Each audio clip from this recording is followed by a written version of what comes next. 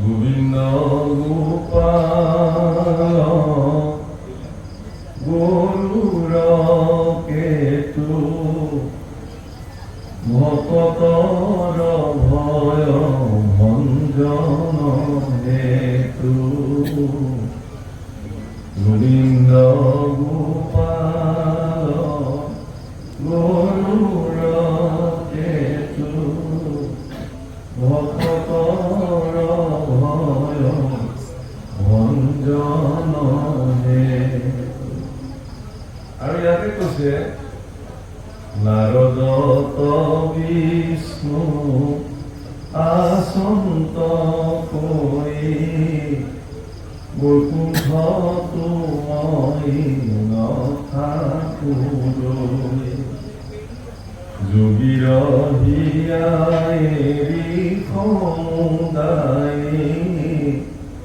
থাকো ভকতৰ কীৰ্তন চাই গোবিন্দ গোপাল গৰুৰ কেতু ভকতৰ ভয় ভঞ্জন।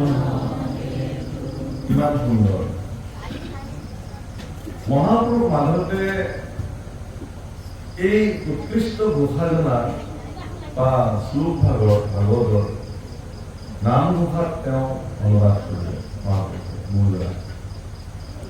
তাত কিন্তু মহাপুৰুষ মাধৱদেৱে অকণমান বেলেগ ধৰণে ইয়াৰ অনুবাদ কৰিলে। একান্ত ভকত সবে নিৰ্গুণ কৃষ্ণৰ গুণ গাঁৱে সদা বকিয়া যথা বৈকুণ্ঠক পৰিহৰি যোগীৰ হৃদয় এৰি থাকা হৰি সাক্ষাৎ। একান্ত ভক্তসকল এই শব্দটোত মাধৱপুৰুষে অনেক জোৰ দিছে। একান্ত কান্ত শব্দৰ অৰ্থ মন। যিসকল ভক্ত কৃষ্ণত একান্ত হ'ল মানে যাৰ মন কৃষ্ণত নিষ্ঠ হৈ গ'ল একনিষ্ঠ হৈ গ'ল কৃষ্ণতে সন্নিষ্ঠ হৈ গ'ল কৃষ্ণতে সমৰ্পিত হৈ গ'ল সেইজন ভক্তই যদি তেওঁ শ্ৰীমুখে কৃষ্ণ গুণ গায় বা কৃষ্ণ চৰিত্ৰ শ্ৰৱণ কৰে ভগৱান তৎক্ষণাৎ আহি তেওঁৰ হৃদয়ত বাস কৰে।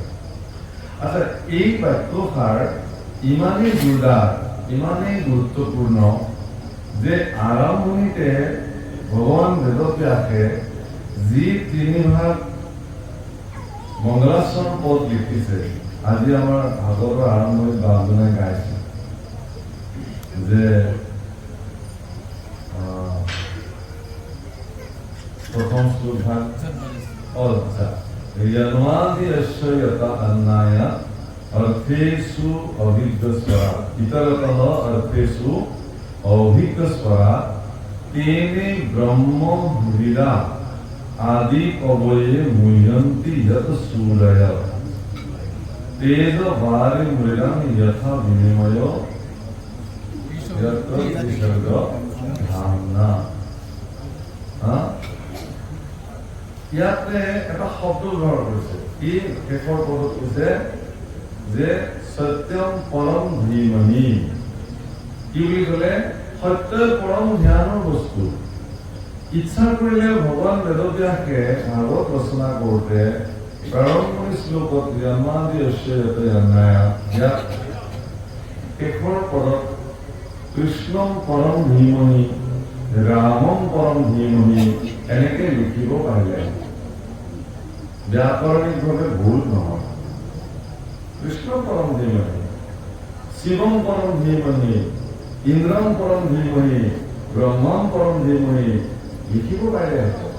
কিন্তু ভগৱান বেদব্যাসে নিৰ্দিষ্টতে কোনো ভগৱানৰ নাম তাতে উল্লেখ নকৰিলে। কিন্তু তাত তেওঁ ক'লে কি বোলে সত্যম পৰম ধীমহি। ইয়াৰ পৰা দুটা কথা নিৰ্ণয় কৰিলে। ভাগৱত শাস্ত্ৰৰ কোন সেই পৰম সত্য ভগৱান দেৱতা তাৰ নিৰ্ণয় কৰিছে। আৰু মহাপুৰুষ মাধৱে খুব সুন্দৰকে নাম ঘোষা বৰ্ণনা কৰিলে। হৰিকে কেৱলে সঁচা মাত্ৰ ৰাম ৰাম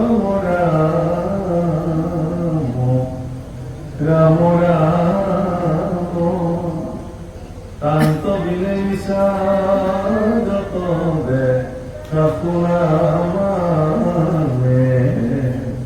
হৰি কেৱল সঁচা তাত ব্যতিৰেকে যিমান দেখিছে চব মিছা হৃদয় আমাৰ হৃদয় দেৱী সত্যৰ অধিষ্ঠাতা দেৱতা পৰম জগতৰ পৰম সত্য কোন হ'ল হৰিয়ে হ'ল কৃষ্ণই হ'ল মাধৱে হ'ল মোৰ কৃপালু ঈশ্বৰ গতিকে আপোনাৰ হৃদয় বেদীত আপুনি পৰম সত্য যাক মানিছে তেওঁ বহুৱাই লওক তই তেওঁ ধ্যান কৰক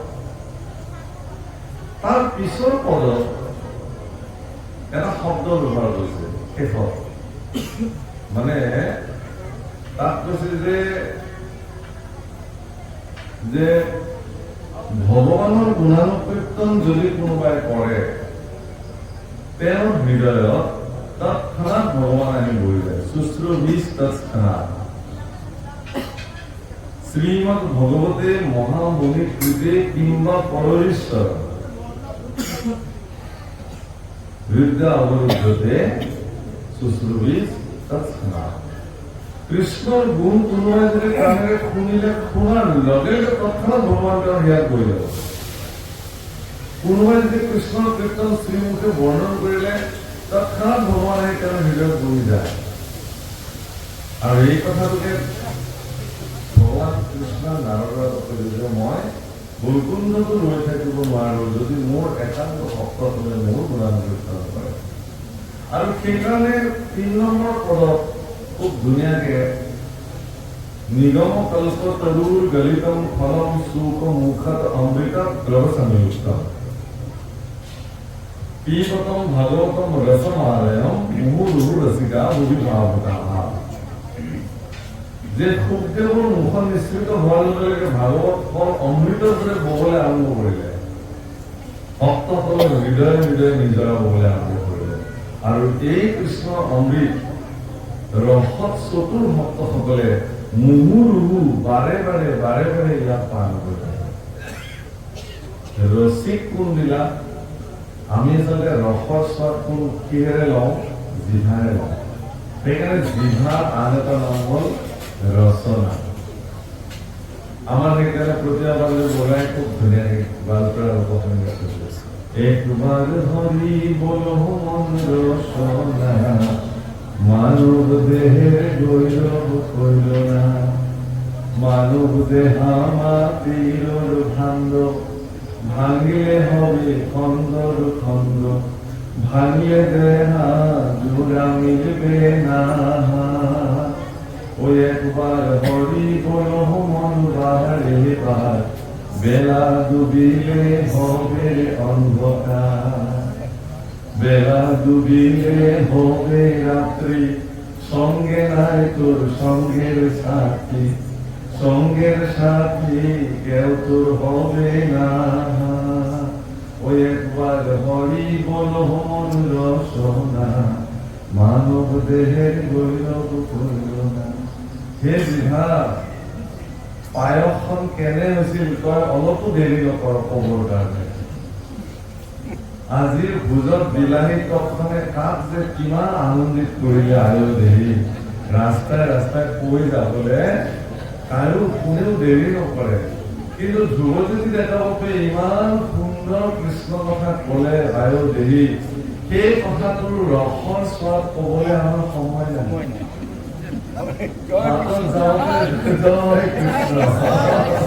কি বুলি কলে বিলাহীখন কিন্তু আজি হৈছিল আৰু দেই মনত থাকিব মই হলে চামুচ বেছিকে ললো আচ্ছা ললে ঠিকে বিলাহীৰ ৰসত বিলাহী টকৰ ৰসত জীৱন গুৰ গুৰ আহা কৃষ্ণ ৰস কৰবাতে পৰিছিল হয়নে হয়নে সে কিন্তু গোপীবিলাকে কৈছে যে হে প্ৰভু উদ্ধৱ কৈছে যে হে উদ্ধৱ আমাৰ প্ৰাণ কৃষ্ণই আমাক যি অধৰামৃত পান কৰাইছে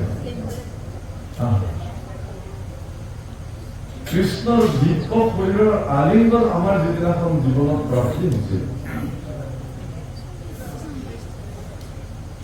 কৃষ্ণৰ সেই ব্যাকুল কৰিব পৰা মৌখিক ধ্বনিয়ে আমাক যিদিনাখন তেওঁৰ কাষলৈকে চুম্বকৰে টানি লৈ গৈছিল,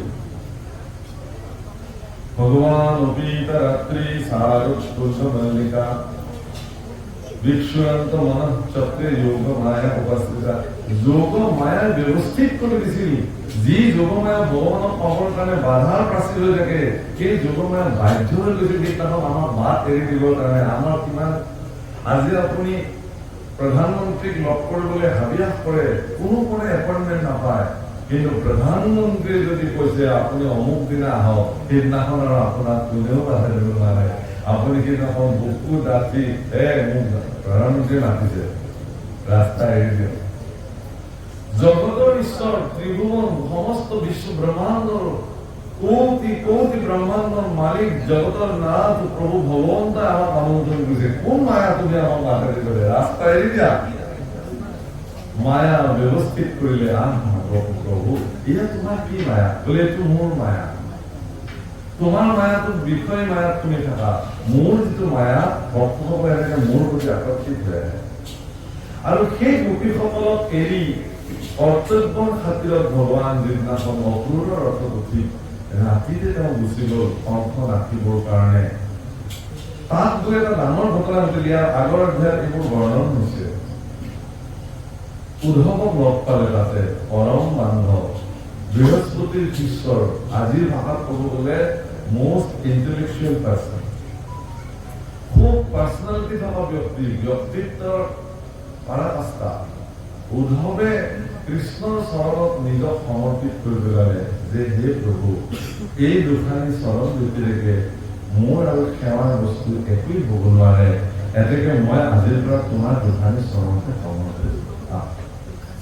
সেইকাৰণে পৃথিৱীত এনেকুৱা ভক্তই নাই উদ্ধৱৰ নিচিনাকে ক'ব পৰাকে, মই পিন্ধো চাৰ বস্ত্ৰ অলংকাৰ,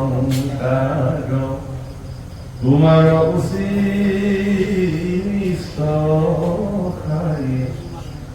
দৰহাৰ আছো চিত্ত কিনো বিপৰীত, কৰিব দুষ্ট এই কি মায়া আমাক কি কৰিব পাৰে? আপোনালোকৰ কাৰণে দুষ্ট হ'ব পাৰে, মোৰ কাৰণে দুষ্ট নহয়। মই কৃষ্ণৰ চৰণ সেৱা কৰিছো, তেওঁ পিন্ধি থোৱা বস্ত্ৰ অলংকাৰ মোৰ জীৱনত প্ৰাপ্তি হৈছে, তেওঁ এৰি থৈ যোৱা উচিষ্ট ভক্ষণ কৰা মোৰ জীৱনত প্ৰকাশ ঘটিছে। গতিকে এইবিলাক মায়াই মোক কি কৰিব পাৰে? মোৰ হৃদয় দৃঢ়। উদ্ধৱে দৃঢ়তাৰে ক'ব পাৰিলে, সেইকাৰণে সামৰণি কৃষ্ণ বৈকুণ্ঠ কাৰণত কি শয়নে ভোজনে স্নান গোপস্থানে সদা সেৱা কৰো আমি। শয়নে ভোজনে স্নান গোপস্থানে। প্ৰভুসকল, আমি 24 ঘণ্টা সামাজিক হ'ব পৰা নাই। মই নহয় 24 ঘণ্টা সামাজিক, কিন্তু হয়তো 24 ঘণ্টাৰ কিবা কথা 18 ঘণ্টাই মই সামাজিক, বাকীখিনি নহয় মোৰ একান্ত ব্যক্তিগত। মই যেতিয়া প্ৰাৰ্থ নিত্য কৰ্ম কৰিবৰ কাৰণে বাথৰুমত সোমাম, তেতিয়া মই মোৰ বাথৰুমত কাক সোমাব লাগিব? সেইটো মোৰ একান্ত ব্যক্তিগত সময়। মই যেতিয়া ভোজন কৰিম, মই যেতিয়া শয়ন কৰিম, মই যেতিয়া মোৰ পৰিয়ালৰ লগত থাকিম, সেইখিনি মোৰ একান্ত ব্যক্তিগত সময়। কিন্তু উদ্ধৱৰ কাৰণে ভগৱানৰ তেনেকুৱা ব্যক্তিগত সময় 1 মিনিটো নাছিল। এনেকুৱা এটা কৰ্ম নাই ভগৱানৰ যিটো কৰ্মত উদ্ধৱ তেওঁৰ লগত নহয়। এতিয়া আপুনি ভাবক, কিমান আপোন হলে এগৰাকী ব্যক্তিক 24 ঘণ্টা লগত থাকে। গোপন কৰ্ম, জীৱনৰ চূড়ান্ত ব্যক্তিগত সময়টো উদ্ধৱ তেওঁৰ লগত আছে। সেই উদ্ধৱক ভগৱান কৃষ্ণই মাতি আনিছে, আনি কিনে কৈছে যে হে উদ্ধৱ, আজি মই তোমাক এটা বৰ ডাঙৰ কথা ক'বলৈ আহিছো। কি কথাটো ক'বলৈ মোৰ লাজো লাগিছিল। কি মোৰ লাজ লাগিছিল প্ৰভু? এনে কি কথা কৈছে? মই মানে মোৰ জীৱনৰ সন্তুষ্ট স্নেহৰ ভাণ্ডাৰ মোৰ জীৱনৰ সম্পূৰ্ণ প্ৰীতিৰ আকৰ, মোৰ জীৱনৰ সৰ্বোচ্চ মোৰ প্ৰাণসমূহ গোপীবিলাকক মই এৰি থৈ আহিলো গোকুলত। তেওঁলোকৰ অবিহনে মই এক মুহূৰ্ত ইয়াত শান্তিৰে থাকিব পৰা নাই, কিন্তু মইতো যাবও নোৱাৰো উভতি, কাৰণ মই মনত ৰাখিব প্ৰভুসকল, কৃষ্ণ কৰ্তব্য নিৰ্বাহনৰ পৰাকাষ্ঠা প্ৰতি ৰাম যেনেকে মৰ্যাদা নিৰ্বাহনৰ পৰাকাষ্ঠা, কৃষ্ণ কৰ্তব্য নিৰ্বাহনৰ পৰাকাষ্ঠা। কৰ্তব্যত তেওঁ কোনোদিনে অৱহেলা কৰা নাই। জন্মৰ 6 দিনৰ দিনাই তেওঁ পুতলা বধ কৰিছে, কাৰণ তেওঁ সেইকেইটা কৰ্তব্য কৰিবৰ কাৰণে আহিছে। পৰিত্ৰাণায় সাধূনাম বিনাশায় চ দুষ্কৃতাম ধৰ্ম সংস্থাপনাৰ্থায় সম্ভৱামি যুগে যুগে। এই তিনিটা বিশেষ কৰ্ম কৰিবৰ কাৰণে তেওঁ আহিছে, গতিকে তেওঁ কাৰো মায়া মোহ পথত আবদ্ধ হৈ থাকিব নোৱাৰে। গোপীৰ প্ৰেম তেওঁ হৃদয়ত টোপোলা বান্ধি লৈ তেওঁ কংস নাচিবৰ কাৰণে গুচি গল, যাৰ কাৰণে তেওঁ কংস নাচিব নোৱাৰি গল। কংসক নাশ কৰাৰ পিছত জৰাসন্ধ আহিলে, তেওঁ আক্ৰমণ কৰিলে, ইচ্ছা কৰিলে তেওঁ জৰাসন্ধক তাতে নিপাত কৰি দিব পাৰিলেহেঁতেন, কিন্তু জৰাসন্ধৰ বহুত কাম আছে কৰিবলগীয়া। জৰাসন্ধৰ দ্বাৰা দুষ্ট ব্যক্তিক নিৰ্বাচিত কৰি আনি তেওঁৰ ওচৰলৈ লৈ আহিব। যেনেকে অগ্নি দেখি পৌৰাবিলাক গৈ তাত জাপ দি মৰে, তেনেকুৱা যুধিষ্ঠিৰৰ ৰাজসূয় যুদ্ধত বহু লক্ষ ৰজাৰ প্ৰয়োজন হ'ব, সন্ত ৰজা। সেই ৰজাবিলাকক বিচাৰ কৰাৰ দায়িত্ব জৰাসন্ধৰ আছে। সেইকাৰণে জৰাসন্ধক নামাৰি যোগমায়া বোলে সমস্ত মথুৰাবাসী যাদৱ বংশ বৃহস্পতি বংশক লগত লৈ ৰাতিৰ ভিতৰতে গৈ দ্বাৰিকাত ৰাজধানী পাতিলে, তাত থাকিলে। এই যে জৰাসন্ধই যুদ্ধ কৰিবলৈ অহাৰ পিছতো ভগৱানে যুদ্ধ নকৰি পলালে, সেইকাৰণে ভগৱান কৃষ্ণৰ ভক্তসকলৰ কাৰণে চোৰৰ বদনাম ল'বলৈ হ'ল। ভগৱান কৃষ্ণৰ এটা নাম হ'ল ৰানচোৰ কৃষ্ণ। ৰং এৰি পলোৱা, এইবিলাক কাপুৰুষৰ কাম। ৰং এৰি কোনোবা পুৰুষে পলালে মৃত্যু হ'ব বুলি কৈছে, কিন্তু ভগৱানে এই কাম কৰিব লাগে। মোক কোনোবাই কাপুৰুষ বুলিয়ে কওক, কোনোবাই মোক কিবা বুলিয়ে কওক, মই কিন্তু এইটো নুশুনো। মই সেইকাৰণে আজিও বৃন্দাবনত মথুৰাত ৰানচোৰ ভগৱান কৃষ্ণ কি জয় এনেকে জয় জয় গালে, ৰানচোৰ ভগৱান ৰানচোৰ। প্ৰভুসকল, সেই কৃষ্ণ অনুভৱ কৈছে যে মোৰ প্ৰাণৰ গোপীসকল, সেই উদ্ভৱ তুমি হয়তো এতিয়া সুধিবা মোক যে কাৰোবাৰ ঘৈণীয়েকে ভালকে থাকিব পৰা নাই, শুব পৰা নাই, খাব পৰা নাই, তোমাৰনো কি আহি যায়? এনেকৈ তুমি ক'ব পাৰা মোক, মই শুনিম, তুমি ক'লে একো ডাঙৰ কথা নহয়। কিন্তু মই নোৱাৰো। মোৰ প্ৰাণৰ ভক্তসকলক এৰি, মোৰ প্ৰাণৰ গোপীসকলক এৰি মই ইয়াত থাকিব পৰা নাই। যে মই কি কৰিব লাগিব প্ৰভু? তুমি যোৱা, তুমি গোকুললৈ যোৱা, বৃন্দাবনলৈ যোৱা, তাত মোৰ গোপীসকলৰ তুমি খবৰ লৈ আহা, তেওঁলোক কুশলে আছে নে নাই। মই জানো তেওঁলোক কুশলে নাই, তুমি যোৱা খবৰ লোৱা।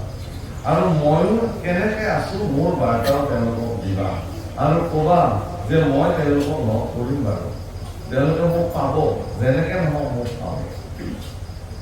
এতিয়া গোপীসকলৰ কৃষ্ণৰ প্ৰতি ইমান টান কিয়? প্ৰশ্ন এইটো, কি আছে কৃষ্ণৰ তাতে ইমান? তেওঁলোক কোন? ভগৱান শ্ৰী ৰামচন্দ্ৰৰ যিদিনাখন মিথিলাত দুলহা ৰাজা হৈ গৈছিল, মানে বৰ সাজি পেলাই গৈছিল, প্ৰভু ৰাম দেখিবলৈ ইমানেই ধুনীয়া,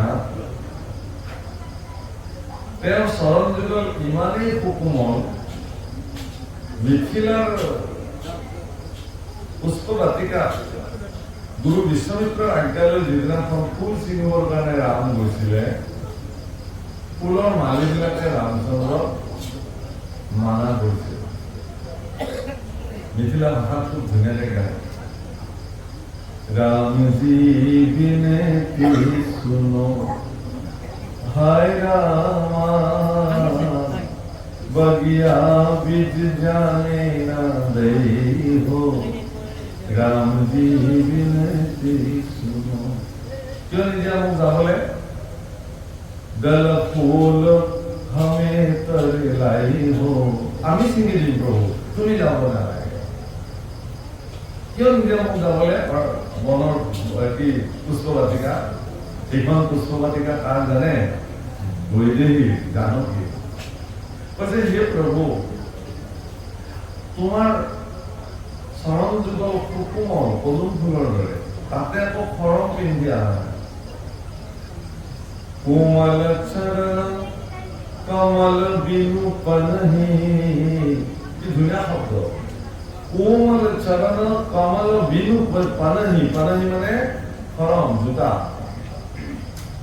তোমাৰ এনেই পদুম ফুলৰ দৰে শুকান মানে কোমল তোমাৰ চৰণ তাতে আকৌ তুমি খৰম পিন্ধি অহা নাই বোলে তেতিয়ালৈকে কাঁইট ঠাইত আছে নেকি পৰি বোলে এডালো কাঁইট বিচাৰি নাপায় ফুলৰ পাপৰিবিলাক পৰি আছে ফুলৰ পাপৰিয়ে তোমাৰ ভৰিত বিন্ধিব পাৰে তাৰমানে ফুলৰ পাপৰি কিয় ভগৱান শ্ৰী ৰামচন্দ্ৰৰ চৰণ যুগল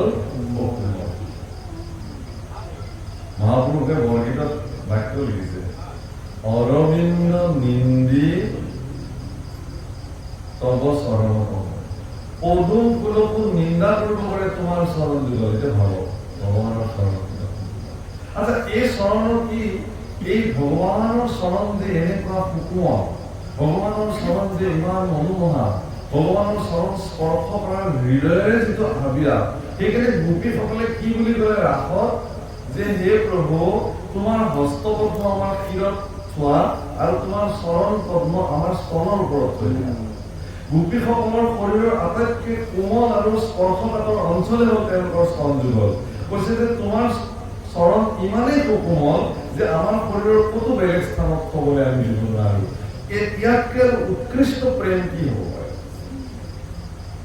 ইয়াক আধ্যাত্মিক তত্ত্ববিদসকলে ইয়াৰো বৰ্ণন কৰিছে যে হস্তপদ্ম শিৰত দিব দিছে মানে কৃপা হস্ত মোৰ আমাৰ তোমাৰ কৃপা হস্ত আমাৰ চৰণ শিৰত থাকক আৰু তোমাৰ চৰণ পদ্ম আমাৰ হৃদয়ত থাকক যিজন ব্যক্তিয়ে ভগৱানৰ চৰণ পদ্ম হৃদয়ত লৈ তেওঁৰ আশীষ কৃপাধন্য শিৰত লৈ থাকিব পাৰে সেই গোপীসকলৰ প্ৰতি টান নাথাকি ভগৱানকে আমাৰ দৰে দুৰাচাৰী বিলাকৰ কথা মনত থাকিব নেকি 24 ঘণ্টাত 24 মিনিটো ভালকে আমি তেওঁ মনত নেপেলাওঁ কেতিয়াবা দৌৰা-দৌৰি ক'ৰবাত যাব লগা হ'লে গুৰুষা আমি শ্ৰীমন্ত শংকৰ প্ৰভু আজি আৰু এঠাইত যাবলগীয়া আছে জয় কৃষ্ণ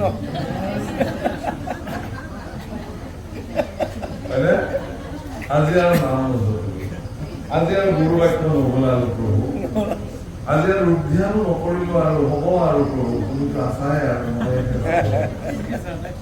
কোনোবা দিনা অলেখ সময় আছে গাঁও পাত বহিছো এতিয়া ৰূপ ধ্যান কৰিব গুৰু ৰূপ ধ্যান দিছে শৰণ দিবৰ দিনাই গুৰু দিবই চৈতন্য কৰি দিব ৰূপ ধ্যান ঈশ্বৰ ৰূপ ধ্যান কৰিবৰ কাৰণে বহিব লাগিব নাসিকাৰ অগ্ৰভাগে দৃষ্টি ৰাখিব দিছে চকু অৰ্ধনিমিত কৰি ৰাখিব দিছে যাতে মায়াটো নপৰে টোপনি নাহে মুজি দিলে টোপনি যাব পাৰে মেলি থাকিলে মায়া কৰিব পাৰে সেইকাৰণে অৰ্ধনিমিত চকু কৰি ৰাখিব দিছে নাসিকাৰ অগ্ৰভাগে দৃষ্টি আমি বহুতে নাসিকাৰ অগ্ৰভাগ মানে এইখিনি অগ্ৰভাগ বুলি ভাবো এইটো নাসিকাৰ অগ্ৰভাগ নহয় নাসিকাৰ অগ্ৰভাগ এইখিনি যাক আমি কুটস্থ বুলি কওঁ যাক আমি ত্ৰিবেণী সংগম বুলি কওঁ এইখিনি পীড়া পিংগলা সুষুম্না লগ লাগিছে এইটো মনৰ স্থান মন যাতে সৰ্বদা শীতল হৈ থাকে সেইকাৰণে ভক্তসকলে সেই কুটস্থ স্থানতে চন্দনৰ লেপ দি ৰাখে আবিৰৰ লেপ দি ৰাখে সেন্দুৰৰ লেপ দি ৰাখে গোপী চন্দনৰ লেপ দি ৰাখে আমি মহাপুৰুষা লোকসকলে মৃত্তিকাৰ লেপন দি ৰাখো মন যাতে ঠাণ্ডা হৈ থাকে স্থিৰ হৈ থাকে স্থিতপ্ৰভ হৈ থাকে ভক্তৰ ভগৱানৰ পদধূলি ইয়াতে লেপন দিলো মানে কৃষ্ণৰ চৰণ চিন্তনত যাতে মোৰ মন নিবিষ্ট হৈ থাকে সেইকাৰণে তিলক ঊৰ্ধ কুন্দ্ৰ বিহীন শ্মশান সদৃশ ললাট ঊৰ্ধ কুন্দ্ৰ তিলক বিহীন কপাল শ্মশান সদৃশ চাবই নাপায় বুলি সেইকাৰণে সৰ্বদা ভক্তসকলে আমাৰ আইসকলে যেনেকে স্বামীৰ প্ৰতি সেন্দুৰখন একেবাৰে দগ মগাই লৈ থাকে প্ৰতিব্ৰতা নাৰীবিলাকে আজিকালি অৱশ্যে চুলি ফিৰিয়াই ফিৰাই চালেও দেখা নাপায় বেলেগ কথা প্ৰতিব্ৰতা নাৰীসকলে মোৰ স্বামী আছে এইটো প্ৰতিষ্ঠা কৰিবৰ কাৰণে দগ মগাই ফুট লৈ সেইটো সেন্দুৰ হ'ল ঈশ্বৰৰ চৰণৰ ধূলি সেইকাৰণে ৰঙা ঈশ্বৰৰ চৰণ যুগল ৰাঙা সেই ৰঙা চৰণ কাৰণে তেওঁৰ পদধূলিও ৰাঙা সেইকাৰণে স্বামীৰ প্ৰতি হিচাপে আইসকলে সেন্দুৰৰ ফুট আৰু ক্ষীৰত সেন্দুৰৰ লেপন দি থাকে, এইটো নিজৰ বিষয় স্বামীৰ কাৰণে নহয়। হে পৰম পুৰুষ স্বামী, তোমাৰ কৃপাত মই বৈষয়িক জগতত এগৰাকী স্বামীক মোৰ জীৱনত প্ৰাপ্তি হৈছে। সেই স্বামীৰ মাধ্যমেৰে মই তোমাক বুজিবলৈ গৈ আছো। সেইকাৰণে তোমাৰ চৰণত ধৰি মই মোৰ স্বামীৰ প্ৰতি বিচৰণ লওঁ। সধবা আইসকলে পতিহীন আইসকলে মৃত্তিকা তিলক গ্ৰহণ কৰিব, গুটি চন্দন তিলক গ্ৰহণ কৰিব। প্ৰভুসকল, এই যে স্থিৰ চিত্ত ভগৱানক চিন্তন কৰা হল হৃদয়ত, গোপীসকলে তেনেধৰণে ভগৱানক চিন্তন কৰে। ভগৱানে সেইকাৰণে বাৰে বাৰে কৈছে যে মই তেওঁলোকক এৰি থাকিব নোৱাৰো। উদ্ধৱ কৈছে তুমি যোৱা।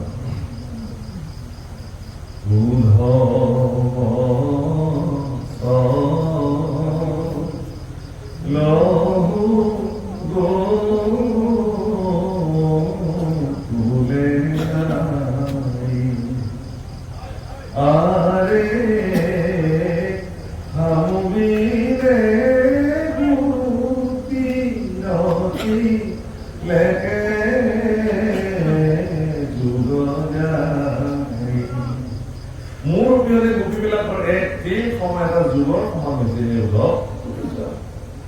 তাৰ এটা বাক্য লিখিছে মহাপুৰুষে বৰ্ণিত, ধৰণ বিয়োগে গোপী কথ গোপী প্ৰাণ। বিয়োগ মানে মৃত্যু, তেওঁলোক মৰিবই ওলাইছে, কথমপি প্ৰাণ ৰক্ষা কৰিছে মই যাওঁ নেকি বুলি। আৰু সেই একেটা বাক্য আজি ভাগৱতত গোপীসকলৰ শ্ৰীমুখে যিটো বাক্য কৃষ্ণই কৈ উদ্ধৱক পঠিয়ালে, সেই একেটা বাক্য আজি গোপীসকলে কৃষ্ণৰ আগত উদ্ধৱৰ আগত কৈছে যে পৰীক্ষানি আহিব কৃষ্ণ কয়ো নিষ্ঠ কৰি, আশাতে আছো কথমপি প্ৰাণ ধৰি।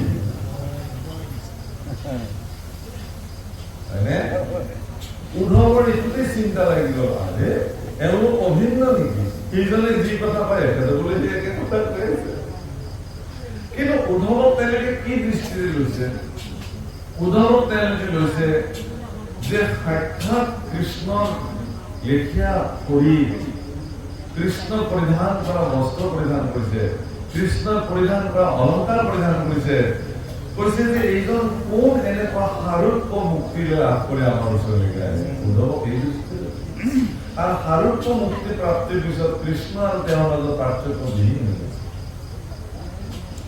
গতিকে সেইকাৰণে গোপীসকলে আজি উদ্ধৱক কৈছে, উদ্ধৱক ইয়াৰ আগত এটা কথা আপোনালোকক মই ক'ব লাগিব, কিন্তু খুব গুৰুত্বপূৰ্ণ কথা। উদ্ধৱে আহি গোপীবিলাকক প্ৰথমতে কিন্তু কৈছিল যে তোমালোকৰ কৃষ্ণ বহুত মনত কৰে, এটা কাম কৰিবা,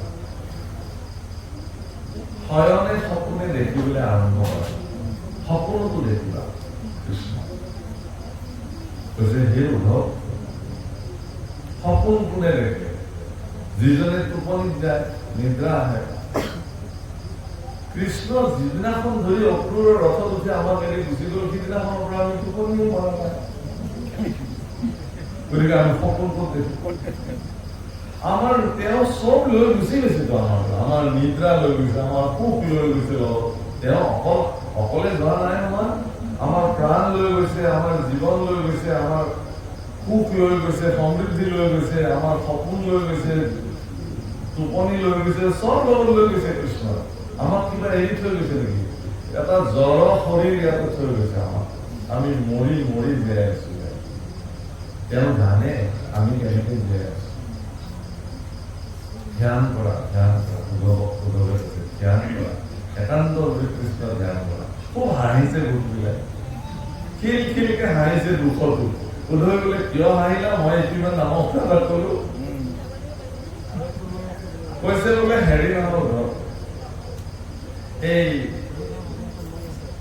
প্ৰাথমিক বিদ্যালয়ত পঢ়া ল'ৰা এজনে, বিদ্যাৰ্থী এজনে যদি বিশ্ববিদ্যালয়ৰ ছাত্ৰ ছাত্ৰীক পঢ়ুৱাবলৈ যায়, তেতিয়াহ'লে ঘটনাটোতো হাঁহিব নে নাহাঁহিব? বিশ্ববিদ্যালয়ৰ ছাত্ৰজনে আৰে কি কথা বোলে, এইবোৰ ধ্যান কিবা কিবি এটা যুগ আগতে কৰিলো। এইবিলাকত আমাৰ মন নাই, কৃষ্ণ গুণ গাই ভাল পাওঁ। জ্ঞানেৰে আমি কৃষ্ণক নাপাওঁ, কৃষ্ণৰ গুণ চৰিত্ৰ। ৰামচন্দ্ৰ যিদিনাখন সুন্দৰ পুৰুষ হৈ বিবাহ কৰিবলৈ সীতাৰ ওচৰলৈ আহিছিল, সমগ্ৰ মিথিলাৰ ছোৱালীবিলাকে, যুৱতীবিলাকে, নাগৰীবিলাকে, আমি নাগৰীটো গালি বুলি ভাবো নহয়, নগৰৰ নাৰীৰ কাৰণে নাগৰী, মিথিলা নগৰৰ নাগৰিকসকলে ৰামচন্দ্ৰৰ ৰূপত বিমুগ্ধ হৈ গৈছিল আৰু সববিলাক আহি ৰামচন্দ্ৰক স্তুতি কৰিছিল যে সীতাৰ লগত আমাকো লৈ যোৱা, তোমাৰ লগত আমিও যাম।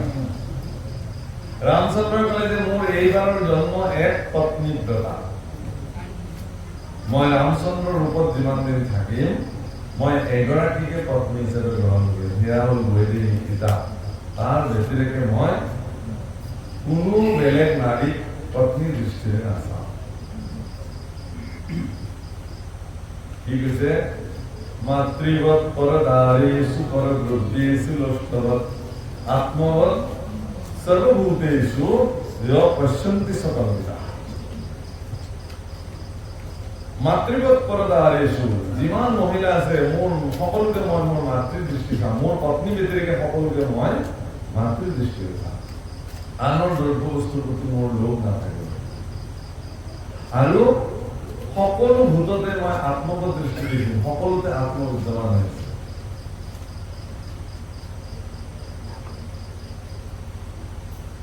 এনেকে যোনে দেখে তেওঁ পণ্ডিত, কিন্তু ৰামচন্দ্ৰৰ আদৰ্শ।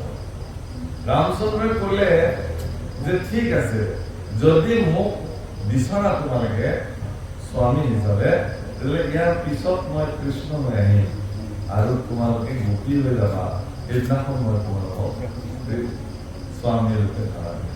অৰ্থাৎ মিথিলাৰ সমস্ত নাগৰিকসকলক, সমস্ত নাৰীবিলাকক ভগৱান শ্ৰীৰামচন্দ্ৰই ৰাসক্ৰীড়াত তেওঁলোকক ভাৰ্যা হিচাপে গ্ৰহণ কৰিছিল।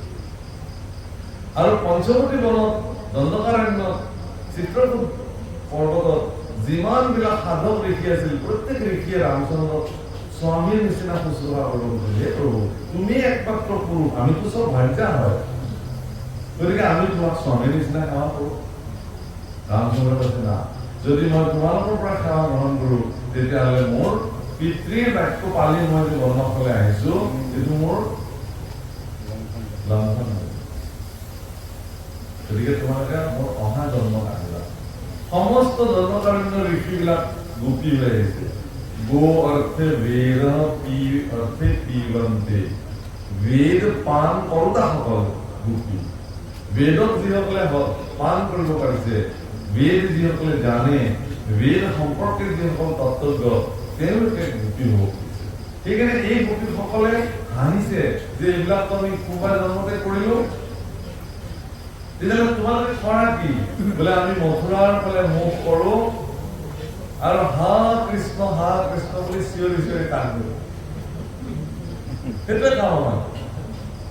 কৈতো আছা স্বামী কৃষ্ণই বুলি চিঞৰি চিঞৰি তেওঁৰ গুণ গাওঁ, তেওঁ কেনেকে ধনু চলাবলৈ যায়, তেওঁ কেনেকে তাৰ পৰা উভতি আহে, কেনেকে তেওঁ মাখন চুৰ কৰে, কেনেকুৱা কেনেকুৱা কৰ্তব্য কৰিছিল নক্ষত্ৰ কৃষ্ণ, সেই সকলোবিলাক, কেনেকে তেওঁ পুতনা বধ কৰিছিল, কেনেকে অঘাসুৰ বধ কৰিছিল, কেনেকে তেওঁ ৰাসক্ৰীড়া কৰিছিল, সেই চববিলাক আমি এক মূৰৰ পৰা তেওঁৰ কীৰ্তনবিলাক, তেওঁৰ লীলা কৰ্মসমূহত আমি স্নান পান অৱগাহন কৰোঁ। গোপীসকলৰ আদৰ্শ মহাপুৰুষ মাধৱে নাম ঘোষা আপোনালোকৰ কাৰণে মোৰ কাৰণে সহজ কৰিলে। প্ৰভুক আপোনালোকে সকলোৱে জানে, কৃষ্ণটো নিৰ্গুণ তত্ত্ব, পৰম ব্ৰহ্ম, শিৱোহম শিৱোহম। ভগৱান শংকৰাচাৰ্যই লিখি থৈ গৈছে যে মই দিন নে ৰাতি, মই এন্ধাৰ নে পোহৰ, মই চৈতন্য নে জ্বৰ, মই একো নহয়, শিৱোহম শিৱোহম, ময়ে শিৱ, ময়ে শিৱ, ময়ে শিৱ। শিৱ মানে পৰমাত্মা। সেইকাৰণে মহাপুৰুষে কীৰ্তন লিখিছে, কেশৱ শিৱ শিৱ ঘোষিও সদা, ৰাম নাম বিনে বান্ধনা। পৰমাত্মা তুমি সমস্তৰে আত্মা, ই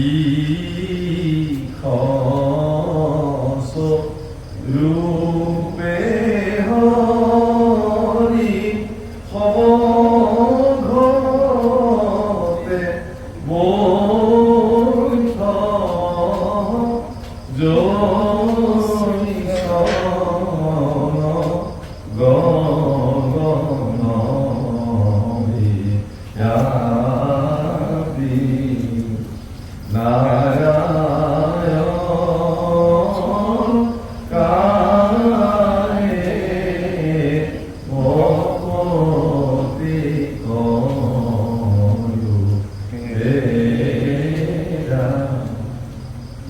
ईश्वरः सर्वभूतानि हृदयेस्य अर्जुनं तिष्ठति रामायणं सर्वभूतानि यन्त्राणि दुरानि माया 18 অধ্যায় গীতাৰ সংস্কৃত শ্লোক 61 নম্বৰ শ্লোকৰ আৰম্ভ কৰোঁ যে মই সমস্ত ভূততে আত্মাৰূপে বিদ্যমান হৈ থাকো মায়া ইন্ধনৰ দ্বাৰা মই যান্ত্ৰিক হিচাপে যন্ত্ৰটো চলাই থাকো গতিকে মোৰ শৰীৰটো এটা যন্ত্ৰ ইয়াৰ ভিতৰত শিৱৰূপী পৰমাত্মা বিদ্যমান হৈ আছে আৰু তেওঁ নিজে চলাই আছে মই চলি আছো আৰু বাহাদুৰি মাৰিছো কি ময়ে স্বতন্ত্ৰ তোমাৰ অধীন ভূয়া কেনে আমি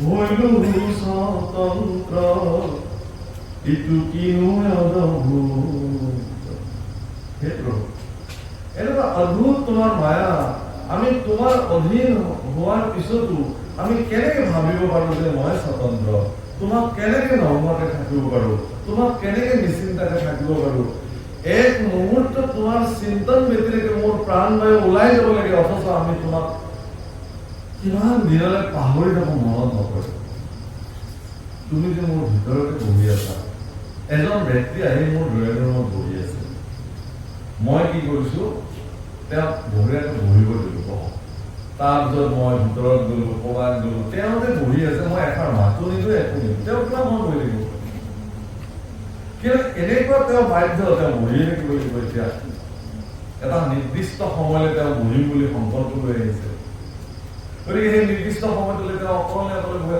আপুনি ঘৰত ভাত বনাব লাগিছে চাহ বনাব লাগিছে নিজে খাব লাগিছে অথচ আলহী নিদিয়েও নোসোধেও একো নকৰে মাতো নিদিয়ে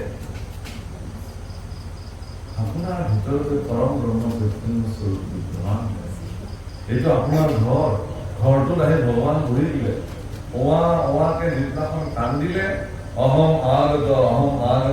আগত কৈ দিলে চব মই আহিলো মই আহিছো সেইকাৰণে এইখন কাৰ কাপোৰ এইখন মোৰ এইখন কাৰ হাত এইখন মোৰ হাত মই হাত বুলি নকওঁ ভিতৰত থকা মইজনে কৈ আছে এইটো মোৰ আমাৰ আকৌ উল্টা বোলে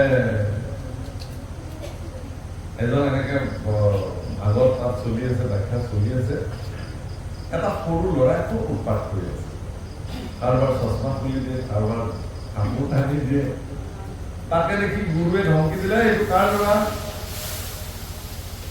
ন এইটো ল'ৰাৰ বাপেকটো থিয় হৈ পেলাই ক'লে গুৰুদেৱ আপোনাৰে ল'ৰা হয় নেকি এই মোৰ ল'ৰা যদি থলে চুপচাপ হৈ থাক মই যেতিয়ালৈকে নকওঁ ঘৰতে বহি ল'ৰা যত্ন খায় অনুষ্ঠান শেষ হ'ল গুৰুৰ চৰণ ধুই শিৰত তুলি সকলোৱে যাব ধৰিলে ল'ৰাৰ বাপেকে থিয় হৈ চব মানুহ যোৱা হ'ল ল'ৰা থকে বহি আছে গুৰুক কৈছে একদম নাজনো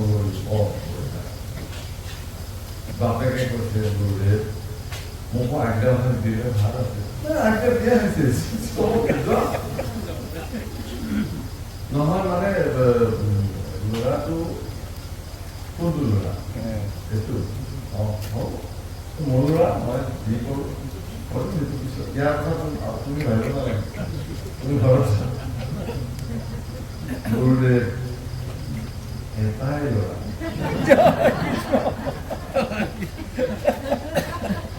কিবাকে দুটা হলেও এখন অৰ্পণ কৰি থৈ গলো এতিয়া মই যদি ইয়াত থৈ যাওঁ ইয়াতে মোৰ জীৱনে দিব ঘৰত মোৰ গোটেই মানুহ মোক শেষ কৰি পেলাব মহৰ তোৰ কিহে তোক পাইছিলে তই যদি পঢ়িব নোৱাৰা আমাক দে তই কিয় থৈ আহিবি আশ্ৰমত গুৰুক অৰ্পণ কৰি দিলে ল'ৰাটো কিন্তু গুৰুক ল'ৰাটো অৰ্পণ কৰি দিলে তাৰ যে জীৱন গঢ়ি গ'লহেঁতেন সেইটোতো নাভাবিলে নহয় গুৰুদেৱ মোৰ ভুল হ'ল কি ভুল হ'ল এই মোৰ আপোনাৰ ল'ৰা বুলি ক'লো তোমাৰ ভুল হ'ল ব্যৱহাৰিক দিশত যাৰ যিটো ক'ব লাগে আপুনি ঘৰ সাজিলে নেকি ইমান ধুনীয়া ঘৰ সাজিছে মই মোক খাইছোঁ আপোনালোকে ঘৰ দিয়ক।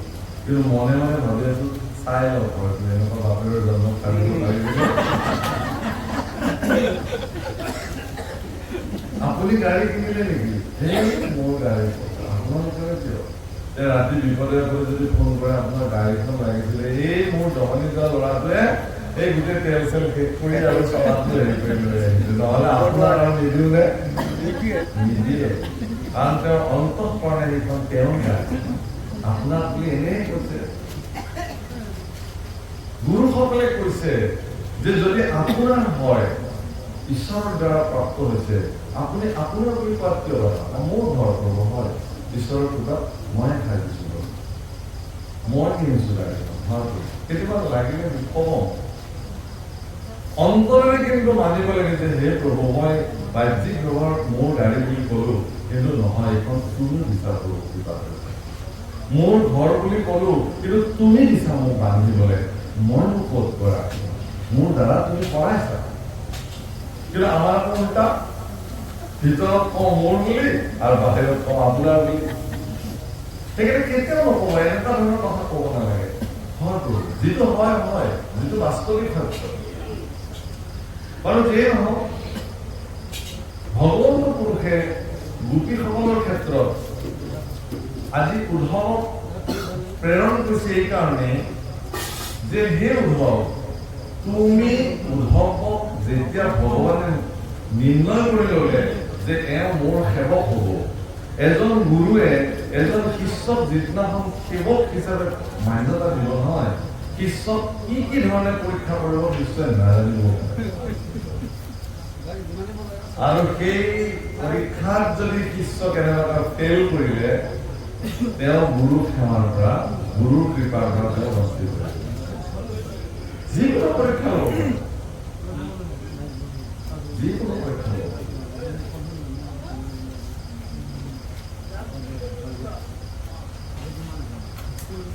গতিকে ভগৱান কৃষ্ণই উদ্ধৱক নিজৰ কৰি লোৱাৰ আগতে যে মই তেওঁকতো মোৰ সেৱক হিচাপে আজিৰ পৰা এপইণ্টমেণ্ট দিম বা লৈছো সামৰি, এওঁক এটা ট্ৰেইন আপ কৰাই লৈ আহিব লাগিব, ট্ৰেইনিং কৰাই লৈ আহিব লাগিব। মই কোন? সেই ট্ৰেইনিঙৰ কোৰ্চটো আছিল 3 মাহ 90 দিন। উদ্ধৱে গোপীসকলৰ লগত সুদীৰ্ঘ 90 দিন আছিলে। এই 90 দিনীয়া ট্ৰেইনিং কোৰ্চটো উদ্ধৱক কৰিব পঠাইছিল ভগৱানে। তুমিতো পণ্ডিত, বৃহস্পতিৰ শিষ্য, কিন্তু বেদ শাস্ত্ৰ নপঢ়া, নিয়ম সংযম নাজানা, সেই গোপীসকলৰ পৰাই তুমি আচল জ্ঞানটো শিকি আহাগে। কৃষ্ণক কেনেকে ভক্তি কৰিব লাগে, কৃষ্ণৰ সেৱা কেনেকে কৰিব লাগে, কৃষ্ণক কেনেকে প্ৰাণ সমবেদন কৰিব লাগে, তুমি শিকি আহাগে। এইটোৱে ভগৱানৰ উদ্দেশ্য আছিল। নহলে তেওঁতো অন্তৰ্যামী, মথুৰাত বহিও তেওঁ গোপীসকলক জল জল পথত চাই আছে, তথাপি উদ্ধৱক কেলে পঠিয়ালে? প্ৰশ্নটো এইটোৱে। সেইকাৰণে উদ্ধৱ সংবাদৰ বহুত গুৰুত্ব আছে। মোৰ মহাপুৰুষ কৃপালু গুৰুজনাই যেতিয়া প্ৰথম শৰণ দিয়ে, গোপী উদ্ধৱ সংবাদ ৰাতিৰ ভিতৰতে নিৰ্মাণ কৰি গোপী উদ্ধৱ সংবাদ স্থাপনাত থাপি প্ৰথম শৰণ কাৰ্য মহাপুৰুষে গুৰুচৰিত তুলিলে। এইকাৰণে গোপী উদ্ধৱ সংবাদ, গোপী উদ্ধৱ সংবাদত গোপীসকলে তেওঁলোকৰ দৈনন্দিন জীৱনৰ ক্ৰীড়া উদ্ধৱৰ আগত বৰ্ণন কৰিছে। ৰাতিপুৱা উঠি তেওঁলোকে পদূলি সাৰিবলৈ যায়, ৰাতিপুৱা ব্ৰহ্ম মুহূৰ্তৰ আগত পদূলি সাৰি থৈ আহে। এইকাৰণে সাৰে পদূলি যে কৃষ্ণ কি আজি উভতি আহিব, এইটো ভাৱনা। গতিকে আমাৰ পদূলিটো যদি লেতেৰা হৈ থাকে, তেতিয়া এইটো পদূলিৰে আমাৰ ঘৰতো নাহিব। ভাৱনাবিলাক এবাৰ নিজৰ লগত মিলাই যাওঁ।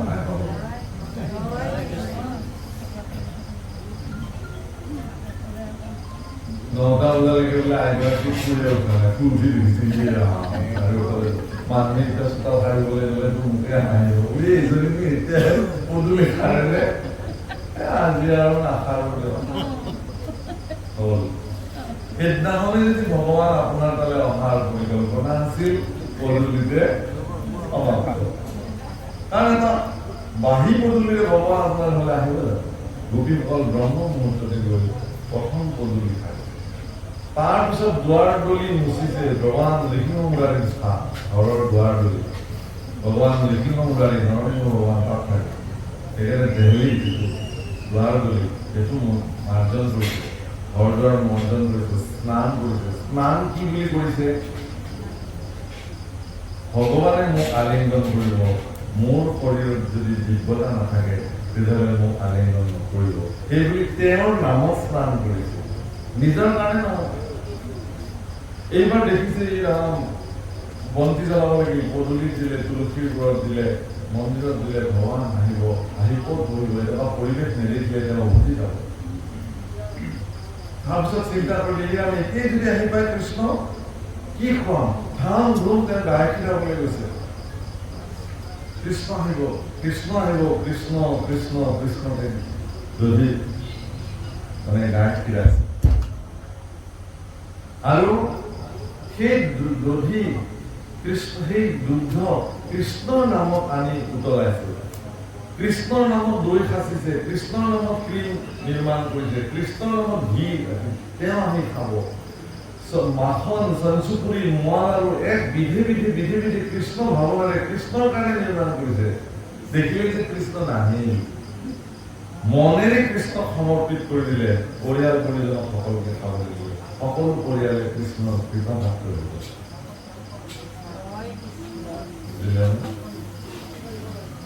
তাৰপিছত কি হ'ল দুপৰীয়াৰ অন্ন ৰান্ধিছে কৃষ্ণ যদি আহে মোক যদি কয় মোক অন্ন দিয়া কি দিয়ে কৃষ্ণ সেইকাৰণে গোপীয় সম্বাদ মনুষ্য জীৱনৰ দৈনন্দিন জীৱনৰ দিনপঞ্জী হয় কৃষ্ণ গোপীয় আৰু সেইকাৰণে আজি উদ্ধৱৰ আগত গোপীবিলাকে কৈছে যে এটা ক্ষীণ আশা লৈ আমি জীয়াই আছো নহলে কেতিয়াবা প্ৰাণ ত্যাগ কৰিলোহেঁতেন যে মোৰ প্ৰভুৱে এদিন আমাৰ ওচৰলৈকে নিশ্চিত ৰূপে আহিব গতিকে কৃষ্ণক পাবৰ কাৰণে আমাৰ যিটো বাঞ্ছা সেই বাঞ্ছাটো এইকাৰণে ৰাখিব লাগে আমি পাম কৃষ্ণ কাৰণ তেওঁ বাঞ্ছা কল্পতৰু বাঞ্ছা কল্পতৰুভ্যস্য কৃপা সিন্ধুভ্যৈব চ পতিতানাং পাবনেভ্যো বৈষ্ণৱেভ্যো নমঃ সেইকাৰণে ভগৱান কৃষ্ণ আৰু বৈষ্ণৱক একীকৰণ কৰি স্তুতি কৰিছে যে ভগৱান যেনেকে বাঞ্ছা কল্পতৰু তেওঁৰ ভক্তসকলো বাঞ্ছা কল্পতৰু আপোনাৰ ঘৰলৈ যদি কেতিয়াবা সন্ত আহে আপুনি সাক্ষাৎ ভগৱান বুলি তেওঁ আদৰ সন্মান কৰিব লাগিব কাৰণ তেওঁ বাঞ্ছা কল্পতৰু হৈ আপোনাৰ ঘৰলৈ আহে আজি উদ্ধৱক সাক্ষাৎ কল্পতৰু বাঞ্ছা কল্পতৰু ভগৱান বুলি সাক্ষাৎ গোপীসকলে কৈছে আৰু তেওঁৰ লগত জীৱনৰ সমস্ত দুখ অৰ্পণ কৰিছে জনাইছে বহুত কথা কলো জয় কৃষ্ণ হীর কৃষ্ণ প্রভনান্তে অতি প্রেম উপজিল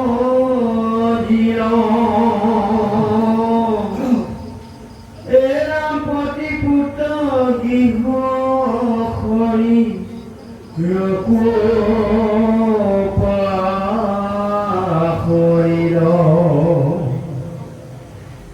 কৃষ্ণর ভকতি রক্ষে করিলে কমত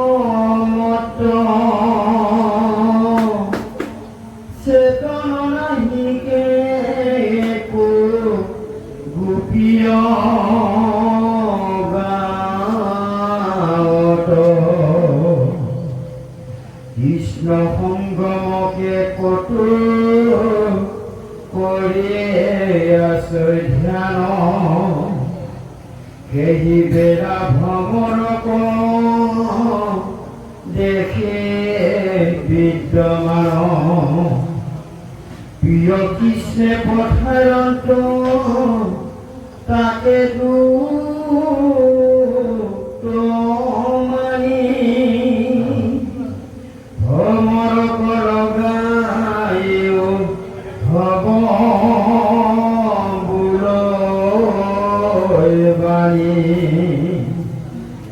গুণ মধুকৰ তৰি ধূতৰ কুটুম্ব লাগি আছ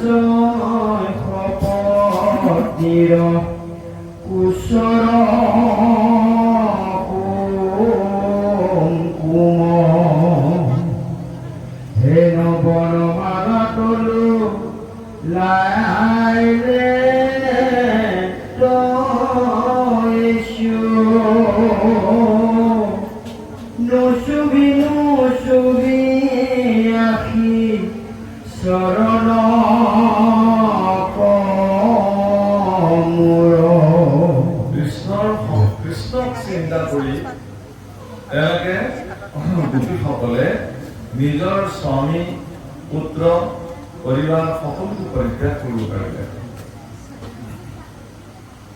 প্ৰভুসকল মানে প্ৰত্যেকৰে নিজৰ নিজৰ তেজনা আছে কৃষ্ণৰ কাৰণে। শাস্ত্ৰত কিছুমান শব্দ বৰ বেলেগধৰণে বৰ্ণনা কৰিছে। মানে মানে প্ৰেমৰ ক্ৰীড়া এনেকুৱা শব্দ ব্যৱহাৰ কৰিছে। ভক্তসকলৰ প্ৰেমৰ ক্ৰীড়াত ভগৱান মানে তেওঁ উত্থিত হৈ যায়, চঞ্চল হৈ যায়, ভগৱান অস্থিৰ হৈ যায়। প্ৰেমৰ ক্ৰীড়া কি? ক্ৰীড়া মানে দুখ কষ্ট, প্ৰেমৰ ক্ৰীড়া, ভক্তিৰ ক্ৰীড়া। প্ৰভুসকল প্ৰত্যেকে ভগৱান কৃষ্ণক ভিন্ন দৃষ্টিৰে চাইছিল। কোনোবাই যদি তেওঁক স্বামী হিচাপে চাইছে, কোনোবাই পুত্ৰ হিচাপে চাইছে, কোনোবাই নাতি হিচাপে চাইছে, কোনোবাই বন্ধু হিচাপে চাইছে। ভিন্ন দৃষ্টি। আপোনাৰ নন্দ আৰু যশোদাই খবৰ পালে যে কৃষ্ণ এতিয়া মহা এখন যুদ্ধত মানে লাগি আছে, কুৰুক্ষেত্ৰ যুদ্ধ। তেওঁলোকে এটা সংকল্প ল'লে যে আমিও কুৰুক্ষেত্ৰলৈ যাম। কেনেবাকে অলপমান হলেও যদি কৃষ্ণ কৰবাত দেখা পাওঁ, হয় ন? নন্দ যশোদা সকলে আহিলে কৃষ্ণ দেখিছে যে কৃষ্ণ অতি ব্যস্ত যুদ্ধত। দূৰৰ পৰাই দেখিছে কৃষ্ণ আৰু দেখিয়ে যশোদাই এনেকুৱা বিভল্ল হৈ গল তাত, মোৰ কৃষ্ণ মোৰ কৃষ্ণ মোৰ কৃষ্ণ বুলি কান্দি কান্দি বেহুচ বাৰে বাৰে উচিত মোৰ কৃষ্ণ, মোৰ প্ৰাণপুত্ৰ কৃষ্ণ। প্ৰভুসকল যশোদাই এনেকুৱা কি তপস্যা সাধিলে, মহাকবি লিখিছে যে বৈকুণ্ঠ শ্ৰীপতি সমগ্ৰ বিশ্ব ব্ৰহ্মাণ্ডৰ মালিক তেওঁ বান্ধিব পাৰিছে, কোবাব পাৰিছে, কিলাব পাৰিছে। এনে কি ভাগ্য! ভগৱানে এই সৌভাগ্যৰ গৰাকী তেওঁলোকক কৰিছে দাপৰ যুগত, আৰু তেওঁলোকে এই সৌভাগ্যৰ গৰাকী হৈছে। কিন্তু আমিবিলাকে কেনেকে কৃষ্ণ প্ৰাপ্তি হওঁ? কলিৰ যুগতো কৃষ্ণ সাক্ষাৎ নাহে। এই সন্দৰ্ভত খুব ধুনীয়া কথা এটা কৈছে। তাত কৈছে যে যিবিলাক সৎ সন্তান সন্ততি আছে তেওঁলোকে পিতৃ মাতৃৰ চৰণ সেৱাৰ মাধ্যমেৰে ঈশ্বৰৰ সাক্ষাৎ চৰণ সেৱাৰ তৃপ্তি লাভ কৰিব পাৰে। যদি সৎ সন্তান হয়, মোৰ দেউতাৰ চৰণ যুগলে মোৰ ঈশ্বৰৰ চৰণ, মোৰ আইৰ চৰণ যুগলে মোৰ সাক্ষাৎ ঈশ্বৰৰ চৰণ। এইবুলি যদি পিতৃ মাতৃৰ চৰণ সেৱাত কোনোবা সন্তান সন্ততি যদি নিয়োগ হয়, তেতিয়াহ'লে তেওঁ কৃষ্ণৰ চৰণ প্ৰাপ্তিৰ সুখ তেওঁ প্ৰাপ্তি হয়। কোনোবা যদি সৎ শিষ্য আছে, গুৰুৰ চৰণ সেৱাৰ মাধ্যমেৰে তেওঁ ঈশ্বৰৰ চৰণ সেৱাৰ সুখ প্ৰাপ্তি কৰে। পতিব্ৰতা নাৰীসকলে নিজৰ স্বামীকে সাক্ষাৎ ঈশ্বৰ বুলি মান্য কৰি স্বামীৰ পদসেৱাৰ মাধ্যমেৰে তেওঁ কৃষ্ণ প্ৰাপ্তিৰ সুখ জীৱনত প্ৰাপ্তি কৰে। যদিও পৃথিৱীত কোনো পুৰুষ বুলি বস্তুৱেই নাই, আমি চব প্ৰকৃতি। পুৰুষ মানে মোৰ ভিতৰত থকা আত্মা পুৰুষ, মোৰ শৰীৰটো প্ৰকৃতি, আৰু পৰম পুৰুষ পৰমাত্মা ঈশ্বৰ। তেওঁক আমি মাধৱ কৈছো, কৃষ্ণ কৈছো, জগদীশ্বৰ কৈছো, জগন্নাথ কৈছো, যি কৈছো। মহাপুৰুষ মাধৱে লিখিছে, প্ৰকৃতি পুৰুষ দুয়ো নিয়ন্তা মাধৱ হে প্ৰকৃতি। আমি বৰপেটা মানুহবিলাকে আমি ভুলি গাওঁ, সমস্তৰে আত্মহৰি প্ৰকৃতি পুৰুষৰ তেওঁ নিয়ন্তা। প্ৰকৃতি আমি প্ৰকৃতি, আমাৰ কোনো আমি এইবিলাক ছদ্মবেশী পুৰুষে চলচলা দৰাচলতে আমিও পুৰুষ নহয়, প্ৰকৃতিয়ে হয় আমি। এইবিলাক বৈষয়িক দৃষ্টিতহে আমি পুৰুষ নাৰী পুত্ৰ পত্নী, মোৰ যে পুত্ৰ মোৰ যে কন্যা, এইবিলাক দৰাচলতে এটা তাতেক নাতেক মায়া, দুদিনীয়া সম্পৰ্ক। অতীন্দ্ৰবাদী কবি নলিনীবালা দেৱী লিখি থৈ গৈছে, কোন কাৰ জগতৰ কোন কাৰ মৰতৰ, চকুৰ চিনাকি দুদিনৰ, অসীমৰ ৰূপ তৃষ্ণা অসীমত ঘূৰি যাব, পঢ়ি গলে ধৰি মৰমত। চকুৰ আঁতৰলৈ গ'লে মনৰ আঁতৰ মৰা খবৰটো পোৱাৰ লগে লগে বাগৰি বাগৰি কান্দিব পাৰিলে মৃতদেহটোৰ ওপৰতে বাগৰি বাগৰি কান্দিব ইমান কান্দিব 3 ঘণ্টামান আগৰ ভিতৰত ভাগৰো লাগিব শৰীৰৰ এনাৰ্জি থাকিব অলপ জিৰাব প্ৰকৃতিৰ সহজ হ'বৰ কাৰণে যত্ন কৰিব মনৰ এনেকুৱা দুৰ্বল গতি মনে তেওঁৰ শৰীৰটোক এডজাষ্ট কৰিবৰ কাৰণে বাধ্য কৰাব যে তুমি আচল সত্যটো মানি লোৱা যিজন গ'ল তেওঁ উভতি নহয় ৰাতেৰে গ'ল তুমি আৰু মিছাতে কান্দি তোমাৰ জীৱন্ত শৰীৰটো কষ্ট দি লাভ নাই মনে মানে বুজাব শ্মশানলৈ লৈ গ'ল আৰু অলপ দুখ হ'ল কমিলে অকণমান দাহন কৰি শেষ কৰি উভতি আহিলে ন দুখ অলপ পাতলিলে এদিন গ'ল আৰু অলপ দুখ পাতলিলে 2 দিন গ'ল 3 দিন গ'ল 7 দিন গ'ল 3 দিন গ'ল এবছৰ গ'ল লাষ্টত আৰু মনত আছে এজন বোলে ব্যক্তি আছিলে যে গুৰুৰ আশ্ৰমৰ পৰা তেওঁ গুৰুৰ শিক্ষা গ্ৰহণ কৰি আৰু কোনোদিনে গুৰুৰ ঘৰলৈ তেওঁ কোনোদিন যোৱা নাই গুৰু যদি তেওঁ লগ পাই কৰবাত বোলে বাবা তুমি ভালে আছা নে হয় গুৰুদেৱ ভালে আছো কিন্তু তুমি মোৰ আশ্ৰমলৈ যে কেলে নোযোৱা কি আহিলা যে তুমি আৰু যোৱাই নাই গুৰুদেৱ এই আশ্ৰমৰ পৰা আহিলো ব্ৰহ্মচৰ্য সমাপ্তি কৰি আহি গাৰ্হস্থ্যাশ্ৰমত প্ৰৱেশ কৰিলো পত্নী এগৰাকী গোটাই ললো ল'ৰা ছোৱালী হ'ল ব্যৱসায় বাণিজ্য গৰু ছাগলী খেতি বাতি সময় নাপায় মন যায় আপোনাৰ ওচৰলৈ আহিবলৈ আপোনাৰ মনতো পৰে কিন্তু মই মিলাবলৈ পৰা নাই ঠিক আছে মিলাবাচোন কেতিয়াবা আহিব মনত পৰে মোৰো তোমালে তুমি মোৰ প্ৰিয় নিচিনা আছিলা আৰু ক'ৰবাত লগ পালে তেনেকৈ ক'লে তেওঁ এতিয়া আগে আগে তেওঁ কোৱা হ'ব গুৰুদেৱ মই মিলাবই পৰা নাই দেই এতিয়া গুৰু বোলে নাই মই তোমাক কোৱা নাই এতিয়া নিজে নিজে আগতেই কয় গুৰুৰ এদিন খং উঠি গ'ল আৰে এয়া শিক্ষা দিলো নেকি মই ইহঁতক ইমান বিষয় গুৰুৰ খবৰ ল'বলৈ সময় নাই তই কালি ব্ৰহ্ম মুহূৰ্ততে মোৰ আশ্ৰমলৈ যাবি মোৰ আজ্ঞা গুৰুবাৰী যদি নাযাওঁ দিগদাৰ ভয় কৰিছে গুৰু আকৌ বাক্য ওলালে দিগদাৰ হৈ যাব নহয় ৰাতিয়ে গৈ চব মেনেজ কৰিছে ডাঙৰ ল'ৰাক কৈছে তই দোকান খুলিবি সৰু ল'ৰাক কৈছে তই গৰুকেইটাক তই দায়িত্ব মাজুটোক কৈছে তই বজাৰলৈ যাবি পত্নীগৰাকীক কৈছে তুমি এইখিনি ঘৰৰ এইখিনি চাবা তুমি কি হৈছে আপোনাৰ মই ব্ৰহ্ম মুহূৰ্ততে গুৰুৰ ওচৰলৈ যাব লাগিব কিমান দেৰি হয় ক'ব নোৱাৰি গুৰুগৰাকীও মাতিছে কিন্তু মই যত্ন কৰিম যিমান পাৰো সোনকালে তেওঁৰ পৰা মানে বিদায় ল'বলৈ মই প্ৰয়াস কৰিম কিন্তু তোমালোকে মই নাহালৈকে এইখিনি চম্ভালিবা দেই বাৰে বাৰে গোটেই ৰাতিটো খোৱা নাই মেনেজমেণ্ট মানে কেনেকে চলিব কালি দিনটো মই গুৰু বা মোক কিমান সময় ৰাখে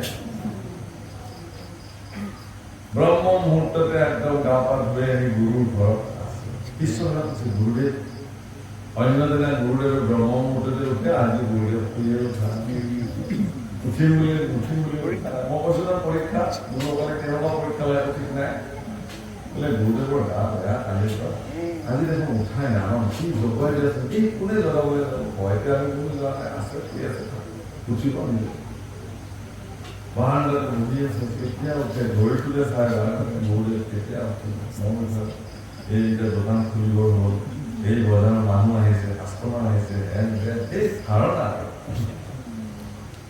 তাৰপিছত বোলে লাহে গুৰু উঠি আহে এইটো নন্দন গুৰুৰে মই ব্ৰহ্মপুত্ৰৰ পৰা ৰখি আছিলো কি বা আজ্ঞা আছিল আজ্ঞাটো কওকচোন গুৰুদেৱ মই অলপ সোনকালে যাব লাগে ৰবাহে উঠিছো মাত্ৰ বহা ইমান লৰালৰি নাই ৰব মই স্নান কৰি অন্য দিন যদি আধা ঘণ্টাতে স্নান কৰি আহে আজি 3 ঘণ্টামান লগাইছে ৰৈ গুৰু আহি স্নান কৰি গুৰুদেৱ স্নান হ'ল আকৌ সেৱা কৰিলে চৰণত পৰি দণ্ডত গুৰুদেৱ কি বা আজ্ঞা ৰবা মই গুৰু সেৱা কৰি লওঁ অন্য দিন যদি 1 ঘণ্টা কৰে আজি 2 ঘণ্টা কৰিছে গুৰু নাম জপ কৰিছে নাম জপ কৰি আহি গোশালালৈ গৈছে গৰুৰ শুশ্ৰূষা কৰিছে তেওঁ ভালকে লগ দিয়া নাই পিছে পিছে ঘূৰি আছে ইফালে ঘৰৰ ফালে টান আছে লাষ্টত গুৰুদেৱ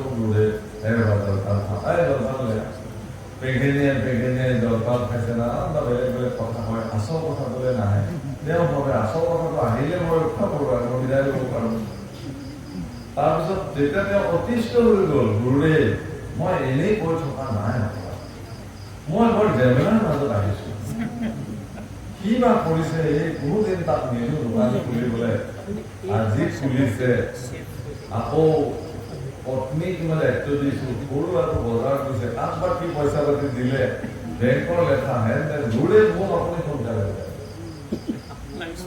কৈছে এই শিকালো ইমান বিষয় হ'বৰ কাৰণে যা এই ঘৰটোৰ ভিতৰত সোমাই চব দায়িত্বতে যোগান দিয়া, খোৱা লোৱা থকা মেলা, মই যেতিয়ালৈকে নকওঁ ঘৰটোৰ পৰা নোলাব, বন্ধ কৰি বাহিৰৰ পৰা ভিতৰত বন্ধ কৰি ভিতৰত গুৰু বাক্যক ভিতৰত সোমাই দিলে। পিছত কৈছে যা ইয়াৰ ঘৰত যাই কবি বোলে তহঁতৰ বাপেৰ গুৰু আমাৰ আশ্ৰমত গৈছিল নহয়, স্নান কৰিব যাওঁতে নদীত উঠি মৰি গ'ল, ক'ত বা ভাহি গ'ল আমি নাপাওঁ, এতিয়ালৈ বিচাৰি পাওঁ, যা খবৰ দিলে সেই খবৰ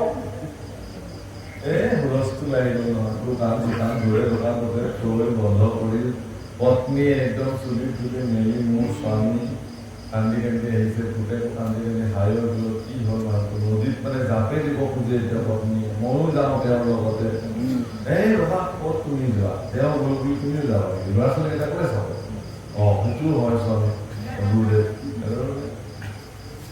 তাৰপিছত বুজালে যে মৃতদেহটো কালিলৈ চাওঁ, হাঁহি ওলাব পাৰে ক'ৰবাত, তাৰপিছত ব্যৱস্থা কৰিম, এতিয়া তহঁতে ঘৰলৈ যাওঁ, কালি ৰাতিপুৱা আহিবি, পুৱা আহিছে, এই হেৰিটো বডিটো ওলোৱা নাই, খেৰৰে এটা মানুহ বনাই এই নিয়মত সৎকাৰটো কৰি আজিৰ পৰা তিলনি বিলাক আৰম্ভ কৰ, চব কৰাইছে, তিলনি কৰাইছে, শ্ৰাদ্ধ কৰাইছে, গুৰুৱে চব কৰাইছে, এইফালে এতিয়া মানুহজন জীয়াই আছে, কৰিম বুলি কৈছে। আৰু গুৰুদেৱৰ ওচৰলৈ প্ৰতিদিন আহি গৈছে, প্ৰতিদিন আহি মোৰ ওচৰলৈ তহঁতে প্ৰতিদিন আহিছে, আহি সুধিছে যে আচ্ছা তেওঁ নহ'লেতো তোমালোকৰ ঘৰ নচলে, তেওঁ মোক কৈ থাকে তোমালোকৰ বৰ কষ্ট হৈছে চাগে, শ্ৰাদ্ধ পিণ্ড হৈ গ'ল এদিনতে, এতিয়া দোকান কেনেকে চলিছে, খেতি কেনেকে চলিছে, ঘৰ কেনেকে চলিছে, কৈছে গুৰুদেৱ আপোনাৰ কৃপাত ঈশ্বৰৰ কৃপাত চলাই ৰাখিছো দিয়ক, চলি আছে, তেওঁ নহওঁতে কেনেকে চলিছে মই এইটোৱে ভাবি আছো, তেওঁ নহ'ল বুলি আৰু নচলা নাই, তেওঁ আছিল আৰু আছিল নাই আৰু এতিয়া চলাইছো দিয়ক কেনেবাকে বোলে, বেয়া নে ভাল আগতকে, আইগৰাকীয়ে কৈছে বেয়া নহয় বাৰু ভালেই, এদিনটো এনেকুৱা কথা এটা ক'লে বোলে আই তোৰ মুখলৈ মই চাবই নোৱাৰো, মানুহজনে তোক কিমান সাদৰ কৰিছে, মৰম কৰিছে, মানুহজন নোহোৱাকৈ তোমাৰ কিমান কষ্ট হৈছে, বোলে গুৰুদেৱ কিনো কওঁ, এই মানুহজন নোহোৱা হোৱাৰ পৰা বৰং ভালেই হৈছে বুলি ভাবিছো,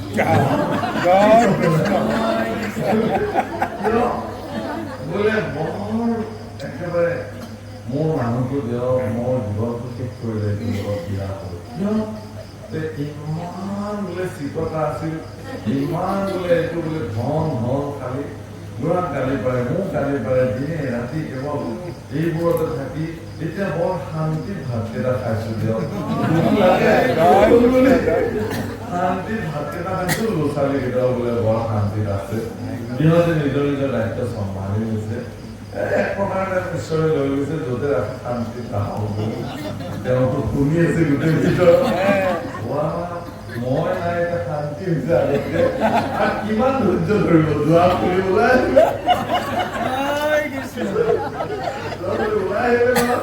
ওলাই আহোঁতে বোলে হেৰি হ'ল, মোৰ মানুহজন দেখোন বোলে মৰা নাই নহয় তহঁতৰ মানুহটো, কিয় মিছা কৈছিলে বোলে এই কথাটোৰ কাৰণে, কৈছে তই শুনিলিহে এতিয়া, তই নোহোৱা কাৰণে বোলে ঘৰখন আগতকে ভালে, কি কবি এতিয়া, তইহে কৈছিলি মই নহ'লে ঘৰ নচলে, তই নোহোৱা কাৰণে এমাহ পাৰ হৈ গ'ল, ঘৰ কিবা হৈছে নেকি, নোখোৱাকে আছে নেকি এহেঁতি, তেতিয়া গুৰুৰ স্মৰণত ধন্যবাদ প্ৰণিবাদ কৰি কান্দিলে গুৰুদেৱ, মোৰ শিক্ষাটো আজিহে পূৰ্ণ হ'ল, ইমান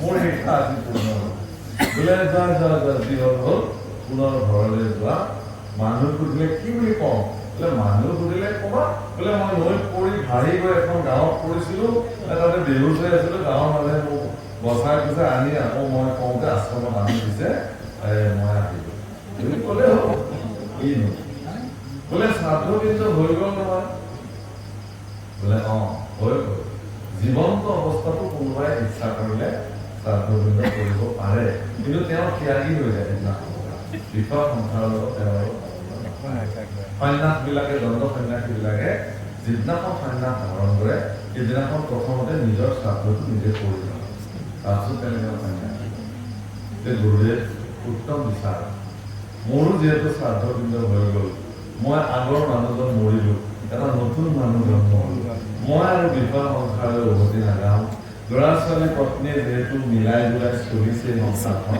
মই আৰু এই বিষয় সংসাৰলৈ নাযাওঁ তোমাৰ চৰণৰ সেৱক হিচাপে এই আশ্ৰমতে মোক স্থান দিয়ক এইবুলি সিদ্ধান্ত লোৱা তেওঁ গুৰুৰ এয়া হলো আমি এইটো ল'ব পাৰোঁ আমাৰ এইটো অৱস্থা আমিবিলাকে এনেকে চলি আছো কিন্তু এওঁলোকে গোপীসকলে কি কৰিছে পত্নী অতি নিজৰ পতি সম্পত্তি সকলোকে পৰিত্যাগ কৰিছে আৰু কৃষ্ণ চৰণত নিজক সমৰ্পিত কৰিছে কৃষ্ণ সংগমতে কতো কৰি আছে ধ্যান যি ৰাসক্ৰিয়াত কৃষ্ণৰ লগত তেওঁলোকৰ যি সম্বন্ধ ঘটিছিল আলিংগন কৰিছিল তাকে আজিও মনত পেলাই ৰাখে যে এই শৰীৰ কৃষ্ণ স্পৰ্শ কৰা শৰীৰ এই শৰীৰ আৰু বিফলে যাব নোৱাৰে সেইকাৰণে হেন সময়তে ভোমোৰা এটা আহিছিল মধুকৰ সেই ভোমোৰাটো কোৱাৰ অচিলাৰে উদ্ধৱক শুনাই শুনাই ক'লে যে হে মধুকৰ হে মৌ মাটি তুমি মোৰ কৃষ্ণ স্বামীৰ যি বনমালা পৰিধান কৰি থাকে সেই বনমালাৰ ফুলৰ ৰেণু স্পৰ্শ কৰি আহিছ গতিকে তই মোৰ ভৰি স্পৰ্শ নকৰিবি তোৰ ভাগ্যই ভাল তই যে এইটো কাম কৰিব পাৰিছ আমিবিলাকে ইয়াত বঞ্চিত হৈ আছো আমি দুৰ্ভগীয়া তোৰে ভাগ্য আমাতকে ভাল উদ্ধৱক শুনাই পেলাই এই কথা তেওঁলোকে জনাইছে কৃষ্ণ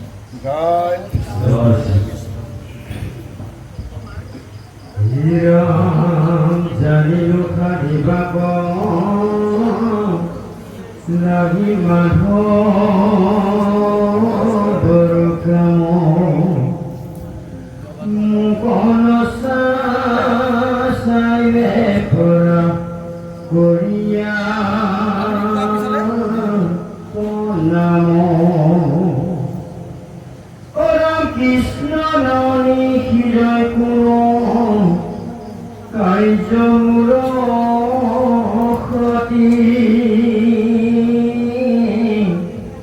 সেই দৃষ্টি পখা দুখ তোৰ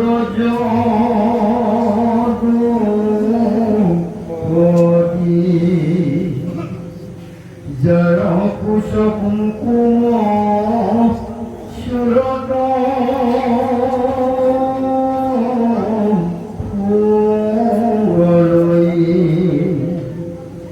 তাইক যশাও গয়া গোবিন্দ কোন কৈ তই যাদুত আমি জানিলো খাই খাত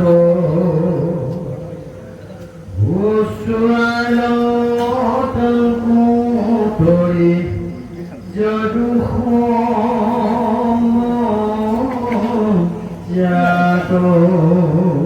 প্ৰভুসকল ইয়াতে গোপী উদ্ধৱ সংবাদত এটা কথা বহুত স্পষ্টকে ওলাই পৰে আজিতো আৰু আমি গোটেই অধ্যায়লৈ যাব নোৱাৰিম সময়ৰ অৱধি আছে কাইলৈ শৰণ ভজনৰ অনুষ্ঠান আছে আমাৰ যিসকল প্ৰাৰ্থীয়ে ইতিমধ্যে শৰণ ভজন ল'বৰ কাৰণে তেওঁলোকে প্ৰস্তুতি হৈ আছে কাইলৈ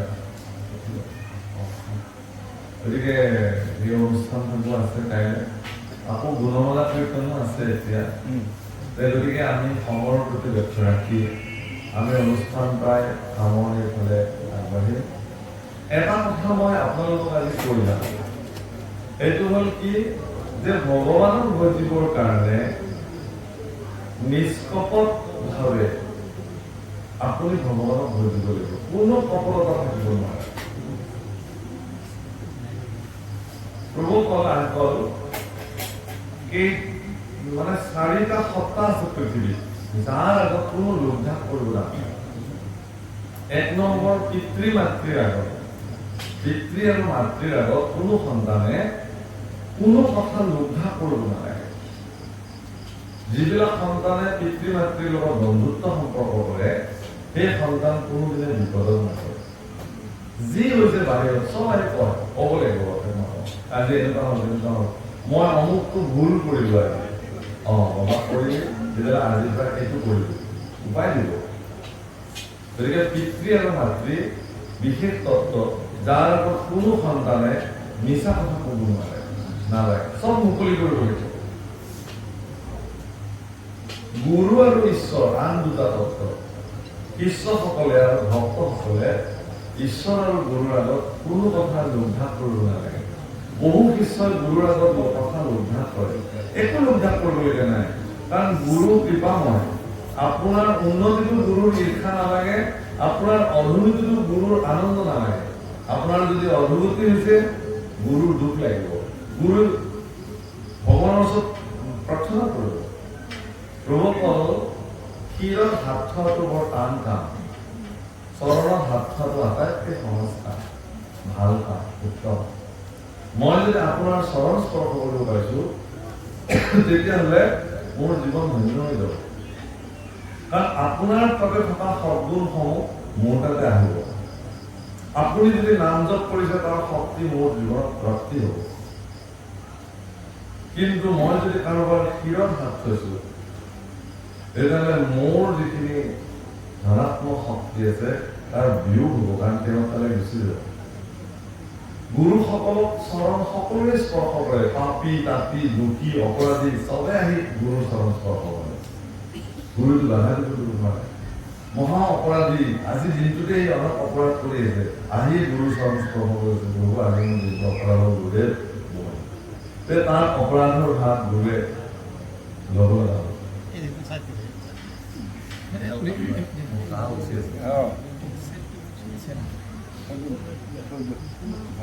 সেইকাৰণে গুৰুসকলে আপুনি যদি 1 লাখ নাম জপিছে গুৰু 1 কোটি নাম জপিব লাগে। গুৰুবিলাকৰ কৰ্তব্য আছে, আমি শাৰী যাব নোৱাৰো, কোটি কোটি নাম জপিব লাগে। আমি প্ৰতিগৰাকী শিষ্যৰ কল্যাণৰ কাৰণে আমি ভগৱানৰ ওচৰত প্ৰাৰ্থনা কৰিব লাগে। সৰ্বে ভৱন্তু সুখিনঃ সৰ্বে সন্তু নিৰাময়া সৰ্বে ভদ্ৰাণি পশ্যন্তু মা কশ্চিৎ দুঃখঃ। শান্তি শান্তি সকলোৰে মংগল কাৰণে গুৰুসকলে প্ৰাৰ্থনা কৰিব লাগে। গতিকে এই 4টা তত্ত্বৰ সেৱা কৰিবলৈ যোৱা শিষ্যসকল ভক্তসকল এওঁলোক কৃত্ৰিম কেতিয়াও হ'ব নালাগে, অকৃত্ৰিমভাৱে ভগৱান মানে কৃত্ৰিমতা নহয়। আজিকালি ইংৰাজীত ক'লে চবে ভালকে বুজিব, বৰ বেছি আৰ্টিফিচিয়েল হৈ লাভ নাই, হয়নে? আৰ্টিফিচিয়েল ভাৱে আপুনি ভগৱানক ভক্তি, কিন্তু আজিকালি আমি আৰ্টিফিচিয়েলি ভগৱানক কৃত্ৰিমভাৱে ভগৱানক বুজি ভাল পাওঁ, দেখুওৱা ভক্তি যিটো সেইটো কৰি আমি ভাল পাওঁ। মই মোৰ শিষ্যবিলাকক প্ৰাৰ্থনা কৰোঁ যে বাহ্যিক ভক্তিটো আপুনি কৰিব নালাগে, আভ্যন্তৰীণভাৱে ভগৱানক সমৰ্পিত শ্ৰেষ্ঠ। মই এটা কাহিনী কৈ আজি অনুষ্ঠান সামৰিম। মই কওঁ এই বৰ ৰসিক কাহিনী, হেৰিয়া আপোনাৰ বৃন্দাবতী অযোধ্যাৰ কাহিনী। তাতে মানে কি হৈছে, ভগৱান ভক্তৰ কাৰণে সৰ্বদা এজন তাতে ব্যক্তি আছিলে, তেওঁ মানে দুখীয়া ব্যক্তি আছিলে, তেওঁৰ 2টা ল'ৰা ছোৱালী এজনী। তেওঁৰ নাম আছিলে ৰঘুনাথ, ব্যক্তিজনৰ নাম। তেওঁ কি কৰিলে, ছোৱালীজনীক বিবাহ দিবৰ কাৰণে এজন মহাজনৰ পৰা সুতত টকা লৈছিলে। সুতত টকা লৈ ছোৱালীজনীক বিবাহ দিলে আৰু মহাজনক ক'লে যে আপোনালোকৰ সুতে বোলে আদায় কৰে। তেওঁ 2জন পুত্ৰই উপাৰ্জন কৰি দেউতাকক পইচা আনি দিলে, দেউতাক তুমি ঋণটোৰ পৰা মুক্ত হোৱা। তেওঁ মাজে মাজে গৈ টকা দি এদিন ঋণটো শেষ কৰি দিলে। ঋণটো শেষ কৰি দিয়াতে তেওঁ মানে মালিকে লিখি দিলে যে আপুনি ঋণ মুক্ত, আপোনাৰ ইমান টকা মোৰ প্ৰাপ্তি হ'ল, আজিৰ পৰা আপোনাৰ ঋণ মুক্ত। কাগজখন দি তেওঁক ক'লে যে চোৱাচোন ঠিকে আছে নে, এনেকে লিখি দিলোঁ। তেওঁ কৈছে ৰঘুনাথজী জানে, ৰঘুনাথজী জান পায়, চব কথাতে সেইটো শব্দ কয়, ৰঘুনাথজী জানে। মইনো পঢ়িব জানো নে লিখিব জানো, হ'ব আৰু আপুনি কৈছে যে এতিয়া হ'ল, বাক্যই সৰ্বশ্ৰেষ্ঠ। এই মালিকজনৰ মনলৈ বেয়া হ'ব নাহে, এইজনে পঢ়িব নাজানে, কৈছে যোৱাচোন মোৰ কাৰণে অলপ পানী লৈ আহে বুলি তেওঁ পঠিয়াই দি সেইখন কাগজ লৈ বহীৰ মাজত সোমোৱাই থৈ এখন বেলেগ কাগজ তেওঁ লিখি দিলে যে এতিয়াও আপুনি আৰু ইমানখিনি ঋণৰ কাগজখন দি পঠিয়াই। তেওঁ ঘৰলৈ গ'ল, ঘৰত গৈ ল'ৰাক ক'লে যে বাবা মইতো ঋণ মুক্ত হৈ গ'লো, তোমালোকে এতিয়া বিয়া বাৰু পাতিলা, গতিকে মোক আৰু আজ্ঞা কৰা, মই আৰু গৃহ সংসাৰৰ সুখত নাথাকোঁ, মই ক'ৰবাত মন্দিৰত ভগৱানৰ ঘৰ মচিম, চোতাল সাৰিম, ঈশ্বৰৰ ৰঘুনাথজীৰ সেৱাত মই জীৱন কটাম। এই বুলি এখন গাঁৱৰ মানে মুখিমূৰে ৰঘুনাথজীৰ মন্দিৰ এটা আছিল, অৰ্থাৎ ৰামচন্দ্ৰৰ মন্দিৰ এটা আছিল। সেই ৰঘুনাথজীৰ মন্দিৰতে তেওঁ আশ্ৰয় ল'লে, ক'লে যে মই ইয়াতে ধোৱা পখলা চাফ চিকুণ যি মোক ৰাখক, পূজাৰে কৰা হ'ব থাকক। ইতিমধ্যে তেওঁ গৈ কোৰ্টত কেছ দিলে যে অমুক মানুহজনে মোক পইচা দিব আছে। কোৰ্টৰ পৰা চমন আহিলে, চমনত তেওঁ লিখিলে যে ৰঘুনাথজী তেওঁৰ নাম। চমন আহোঁতে এতিয়া চমন দিয়া মানুহজনক এতিয়া বিচাৰি নাপায়, গাঁৱত বিচাৰে বিচাৰে মানুহজন নাই। কোনোবাই ক'লে যে এনেকুৱা ধৰণৰ মানুহটো ইয়াত নাই, কৈছে ইয়াতে মন্দিৰ এজন আছে, কিন্তু মন্দিৰত মানে দিব পৰা। কোৰ্টলৈ তেওঁ মানে তাৰ পৰা যিহেতু আহিলে কাগজখন, মই কৈছোঁ মন্দিৰ আছে নেকি ৰঘুনাথজী, তেওঁ সেই ৰঘুনাথজীৰ মন্দিৰত কোৰ্টৰ চমনখন লৈ আহিলে। সিদিনাখন তেওঁ নাছিলে, তাত ক'ৰবাত গৈছিলে। পূজাৰীজনে দেখিলে যে ৰঘুনাথজীৰ নামত কোৰ্টৰ চমন আছে, তেতিয়া ৰঘুনাথজীৰ চৰণতে সেইখন অৰ্পণ কৰিলে যে হে প্ৰভু, তুমি বা ক'ত কি যন্ত্ৰত লগাইছা, অমুক দিনা তোমাৰ কোৰ্টত হাজিৰ হ'ব লাগে। তেওঁলোকেতো মূৰ্তিবিলাকক সাক্ষাৎ ভগৱান বুলি মানে, তাততো কোনো দ্বিধাবোধ নাই। যে ভগৱানৰ চৰণতে সেইখন কোৰ্টৰ চমনখন দি থৈ দিলে যে এইখনটো তোমাৰ অমুক দিনা কোৰ্টত তোমাক মাতিছে।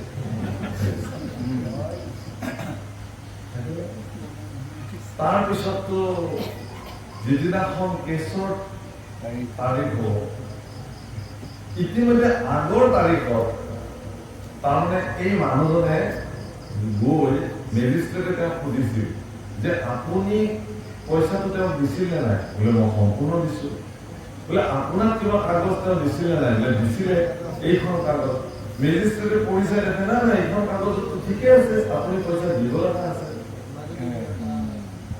তেতিয়া মেজিষ্ট্ৰেটে সুধিছে আপুনি পইচা দিব যাওঁতে আপোনাৰ লগত কোনোবা আছিল নে নাই, কৈছে ৰঘুনাথজী জানে। তেওঁ সেইটোৱে কয়, মেজিষ্ট্ৰেটে ভাবিলে যে কোনোবা ৰঘুনাথ নামৰ মানুহ তেওঁৰ লগত আছিলে, সেইকাৰণে সেই ৰঘুনাথৰ নামত চমন জাৰি কৰিলে সাক্ষী। আৰু সাক্ষী হিচাপে যাব লাগে এতিয়া ৰঘুনাথজীৰ চৰণত। ৰঘুনাথ নামৰ কোনো মানুহ, তেওঁলোক সেইটো কথা এনেই কয়, ভাত খালে নে, খালো, ভালে আছিলে, ৰঘুনাথজী জানে। তেওঁ সেইটো কোৱাত পচন্দ নকৰিলে। গতিকে মেজিষ্ট্ৰেটে ভাবিলে যে ৰঘুনাথ নামৰ কোনোবা ব্যক্তি সাক্ষী আছিলে, ৰঘুনাথ নামৰ চমন জাৰি কৰি গৈ মন্দিৰত দিলে। পূজাৰীও সাক্ষী, তুমি সাক্ষী হ'ব যাব লাগে অমুক দিনা, দি থৈ দিলে। সেইদিনাখন আকৌ তেওঁৰ চমন আহিছিল, তেওঁ কোৰ্টত যাব লাগিব। তেওঁ নাজানে একো, কোৰ্টত তেওঁ যাবলৈ সাজু হৈছে।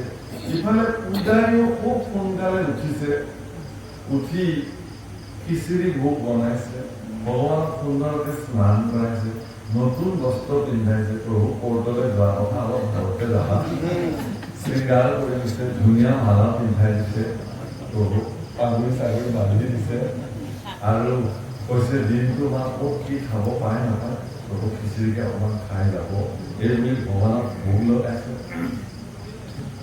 এই বুলি পূজাৰী মন্দিৰ বন্ধ কৰি গৈছে। আকৌ এখেতে গৈ কোৰ্টত হাজিৰ হৈছে। হাজিৰ হোৱাৰ লগে লগে মেজিষ্ট্ৰেটে কৈছে এওঁৰ সাক্ষী ৰঘুনাথক মাত। रघुनाथ जी हाजिर हो এনেকে কয় নহয় रघुनाथ जी हाजिर हो সাক্ষী হিচাপে কোনো নাই কোন আহিব বুঢ়াৰ ফালে ক'ত তোৰ সাক্ষী নাহে নেকি কৈছে ৰঘুনাথ जी জানে এই বুলি কোৱাৰ লগে লগে একদম ধুনীয়া পীত বস্ত্ৰ পিন্ধি পাগুৰি মাৰি বৃদ্ধ এজনে ক'লে মই আছো আহিছো সাক্ষী আহিলে সাক্ষী কিয় কৰাই মেজিষ্ট্ৰেটে সুধিছে যে এওঁ যে পইচা কেইটা দিছে তুমি সাক্ষী দিবলৈ আহিছা আমাৰ তুমি কেনেকে জানা কৈছে মই চব জানা মই নাজানা একো নাই মই সৰ্বসাক্ষী মই একেবাৰে নহয় মই হয়তো তেওঁতো সৰ্বসাক্ষী ঈশ্বৰনো কাৰ কথা নাজানে আমিয়ে তেওঁক সদায় তুমি গমে নাপাওঁ প্ৰভু এই কাম কৰিলো তুমি মোক ভান দিবা মই তোমাক ভান দিম সহ্য সাক্ষীক ভান দিব কেনে উপায় কৈছে হয় নেকি দিয়া কোৱা তোমাৰ চাফাই কোৱা কি কাৰণত কৈছে যে হে ধৰ্মৱতাৰ মেজিষ্ট্ৰেটক কৈছে যে হে ধৰ্মৱতাৰ এখেতে যেতিয়া পইচা কেইটা দিছিলে তেতিয়া এখেতে লিখি দিছিলে তুমি মুক্ত বুলি কিন্তু এখেতে পঢ়িব নাজানে কাৰণে এখেতক পানী আনিবলৈ পঠাই তেওঁ এইখন কাগজ লিখি দিছে পিছত আচলখন তেওঁ বহীৰ মাজত লিখি দিছে এওঁৰ চন্দুকৰ 14 নম্বৰ বহীখনৰ 37 নম্বৰ পেজত সেইখন এতিয়াও সোমাই আছে আপুনি আনাৰ ব্যৱস্থা কৰক যে মেজিষ্ট্ৰেটে লগালগ চিপাহী চন্দ্ৰ একেদৰে এওঁ একে থাকক তৎক্ষণাত যোৱা তেওঁৰ চন্দুক ভাঙি এই বহীখন লৈ আহা চব বহী উঠাই লৈ গুচি আহিলে মেজিষ্ট্ৰেটৰ আগত তেওঁৰ ৰেজিষ্টাৰ বহী ছাবমিট কৰা হ'ল 14 নম্বৰ বহী 37 নম্বৰ পেজত দেখিলে যে সেইখন কাগজ আছে য'ত তেওঁ লিখা আছে যে তুমি মুক্ত এইবুলি তেওঁৰ চিগনেচাৰ আছে এইখন হয় নে বোলা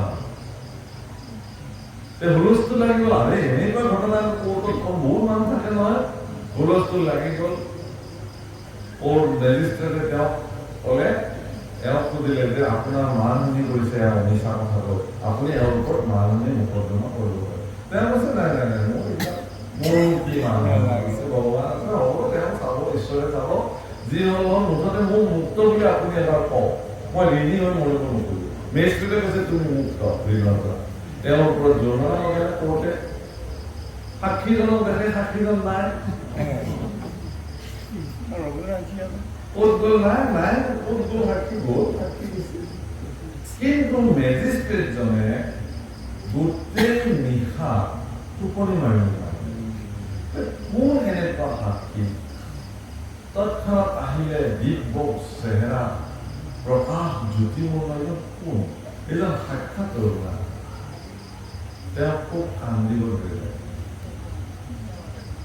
খুব শুকাই কান্দিব ধৰিলে তেওঁ প্ৰভুৰ চৰণত হে প্ৰভু তুমি সমগ্ৰ বিশ্ব ব্ৰহ্মাণ্ডৰ তুমি বিচাৰদাতা তুমি মেজিষ্ট্ৰেট সমগ্ৰ বিশ্ব ব্ৰহ্মাণ্ডৰ তোমাৰ আগত মই মেজিষ্ট্ৰেটৰ চকীত বহি থাকিলো আৰু তুমি মোৰ সন্মুখত কাঠ তেওঁ থিয় হৈ থাকিলা প্ৰভু মোৰ এই জীৱন ভিক্ষা গতিকে তেওঁ ক'লে যে মই আজিৰ পৰা আৰু সেইখন চকীত নবহো মই আজিৰ পৰা তোমাৰ দাসত্ব স্বীকাৰ মানে মই তোমাৰ দাস হলো আজিৰ পৰা এই বুলি তেওঁ সিদিনাখনে মেজিষ্ট্ৰেট চাকৰি ৰেজিগনেশ্যন দিলে ৰিজাইন দিলে দি বৃন্দাবনৰ এটা মন্দিৰত তেওঁ চিৰদিনৰ কাৰণে তেওঁ কেৱল চোতাল সাৰে ঘৰ মুছে বাচন ধুৱে এই সেৱাত তেওঁ গোটেই জীৱন নিৰ্বাহ কৰিছে সকলোৱে তেওঁ জানিছিল যে মেজিষ্ট্ৰেট বাবা বুলি সঁচা ঘটনা মেজিষ্ট্ৰেট বাবা তাৰমানে এজন ব্যক্তিৰ সমস্ত অন্তৰেৰে যদি তেওঁ ভগৱানক ভজে ভগৱান তেওঁৰ লগত সাক্ষাৎ থাকে সাক্ষাৎ ৰঘুনাথজী মন্দিৰৰ পৰা আহি সাক্ষী দি থৈ গুচি গৈছে ভগৱান আপোনাৰ একো উপায় নাপালে নিজে হ'লেও আহিব তেওঁ কি ৰূপেৰে আহিব কেনেকে আহিব কোনো উপায় গতিকে সেয়া মোৰ প্ৰভু সেয়া মোৰ কৃষ্ণ যাৰ চৰণৰ একক বিন্দু ৰেণু আপোনাৰ শিৰত অভিষেক হলে আপুনি ধন্য হৈ যাব ভগৱান কৃষ্ণৰ যি কৰ্ম লীলা সেই লীলা সমুদ্ৰত আপুনি যদি স্নান পান অৱগাহন কৰে আপোনাৰ জীৱন ধন্য হৈ যাব গতিকে ভাগৱত হল কৃষ্ণ চৰিত্ৰৰ প্ৰধান কেন্দ্ৰ তাতে ক্ৰীড়া কৰি দীনবন্ধু 4 পুৰুষাৰ্থ ক্ৰীড়া সমপদ আপোনাৰ জীৱনৰ কোনো পুৰুষাৰ্থ কৰাৰ প্ৰয়োজনেই নাই পুৰুষাৰ্থ মানে সাকসেসফুল হবৰ কাৰণে কৰা প্ৰয়াস প্ৰয়োজন নাই কৃষ্ণ চৰণত সমৰ্পিত হওক আপোনাৰ জীৱন এনে সফল হ'ব এইখিনি কথা কৈ আজিৰ বাণী অনুষ্ঠানত আমি ইমানতে বিৰাম দিব খুজিছোঁ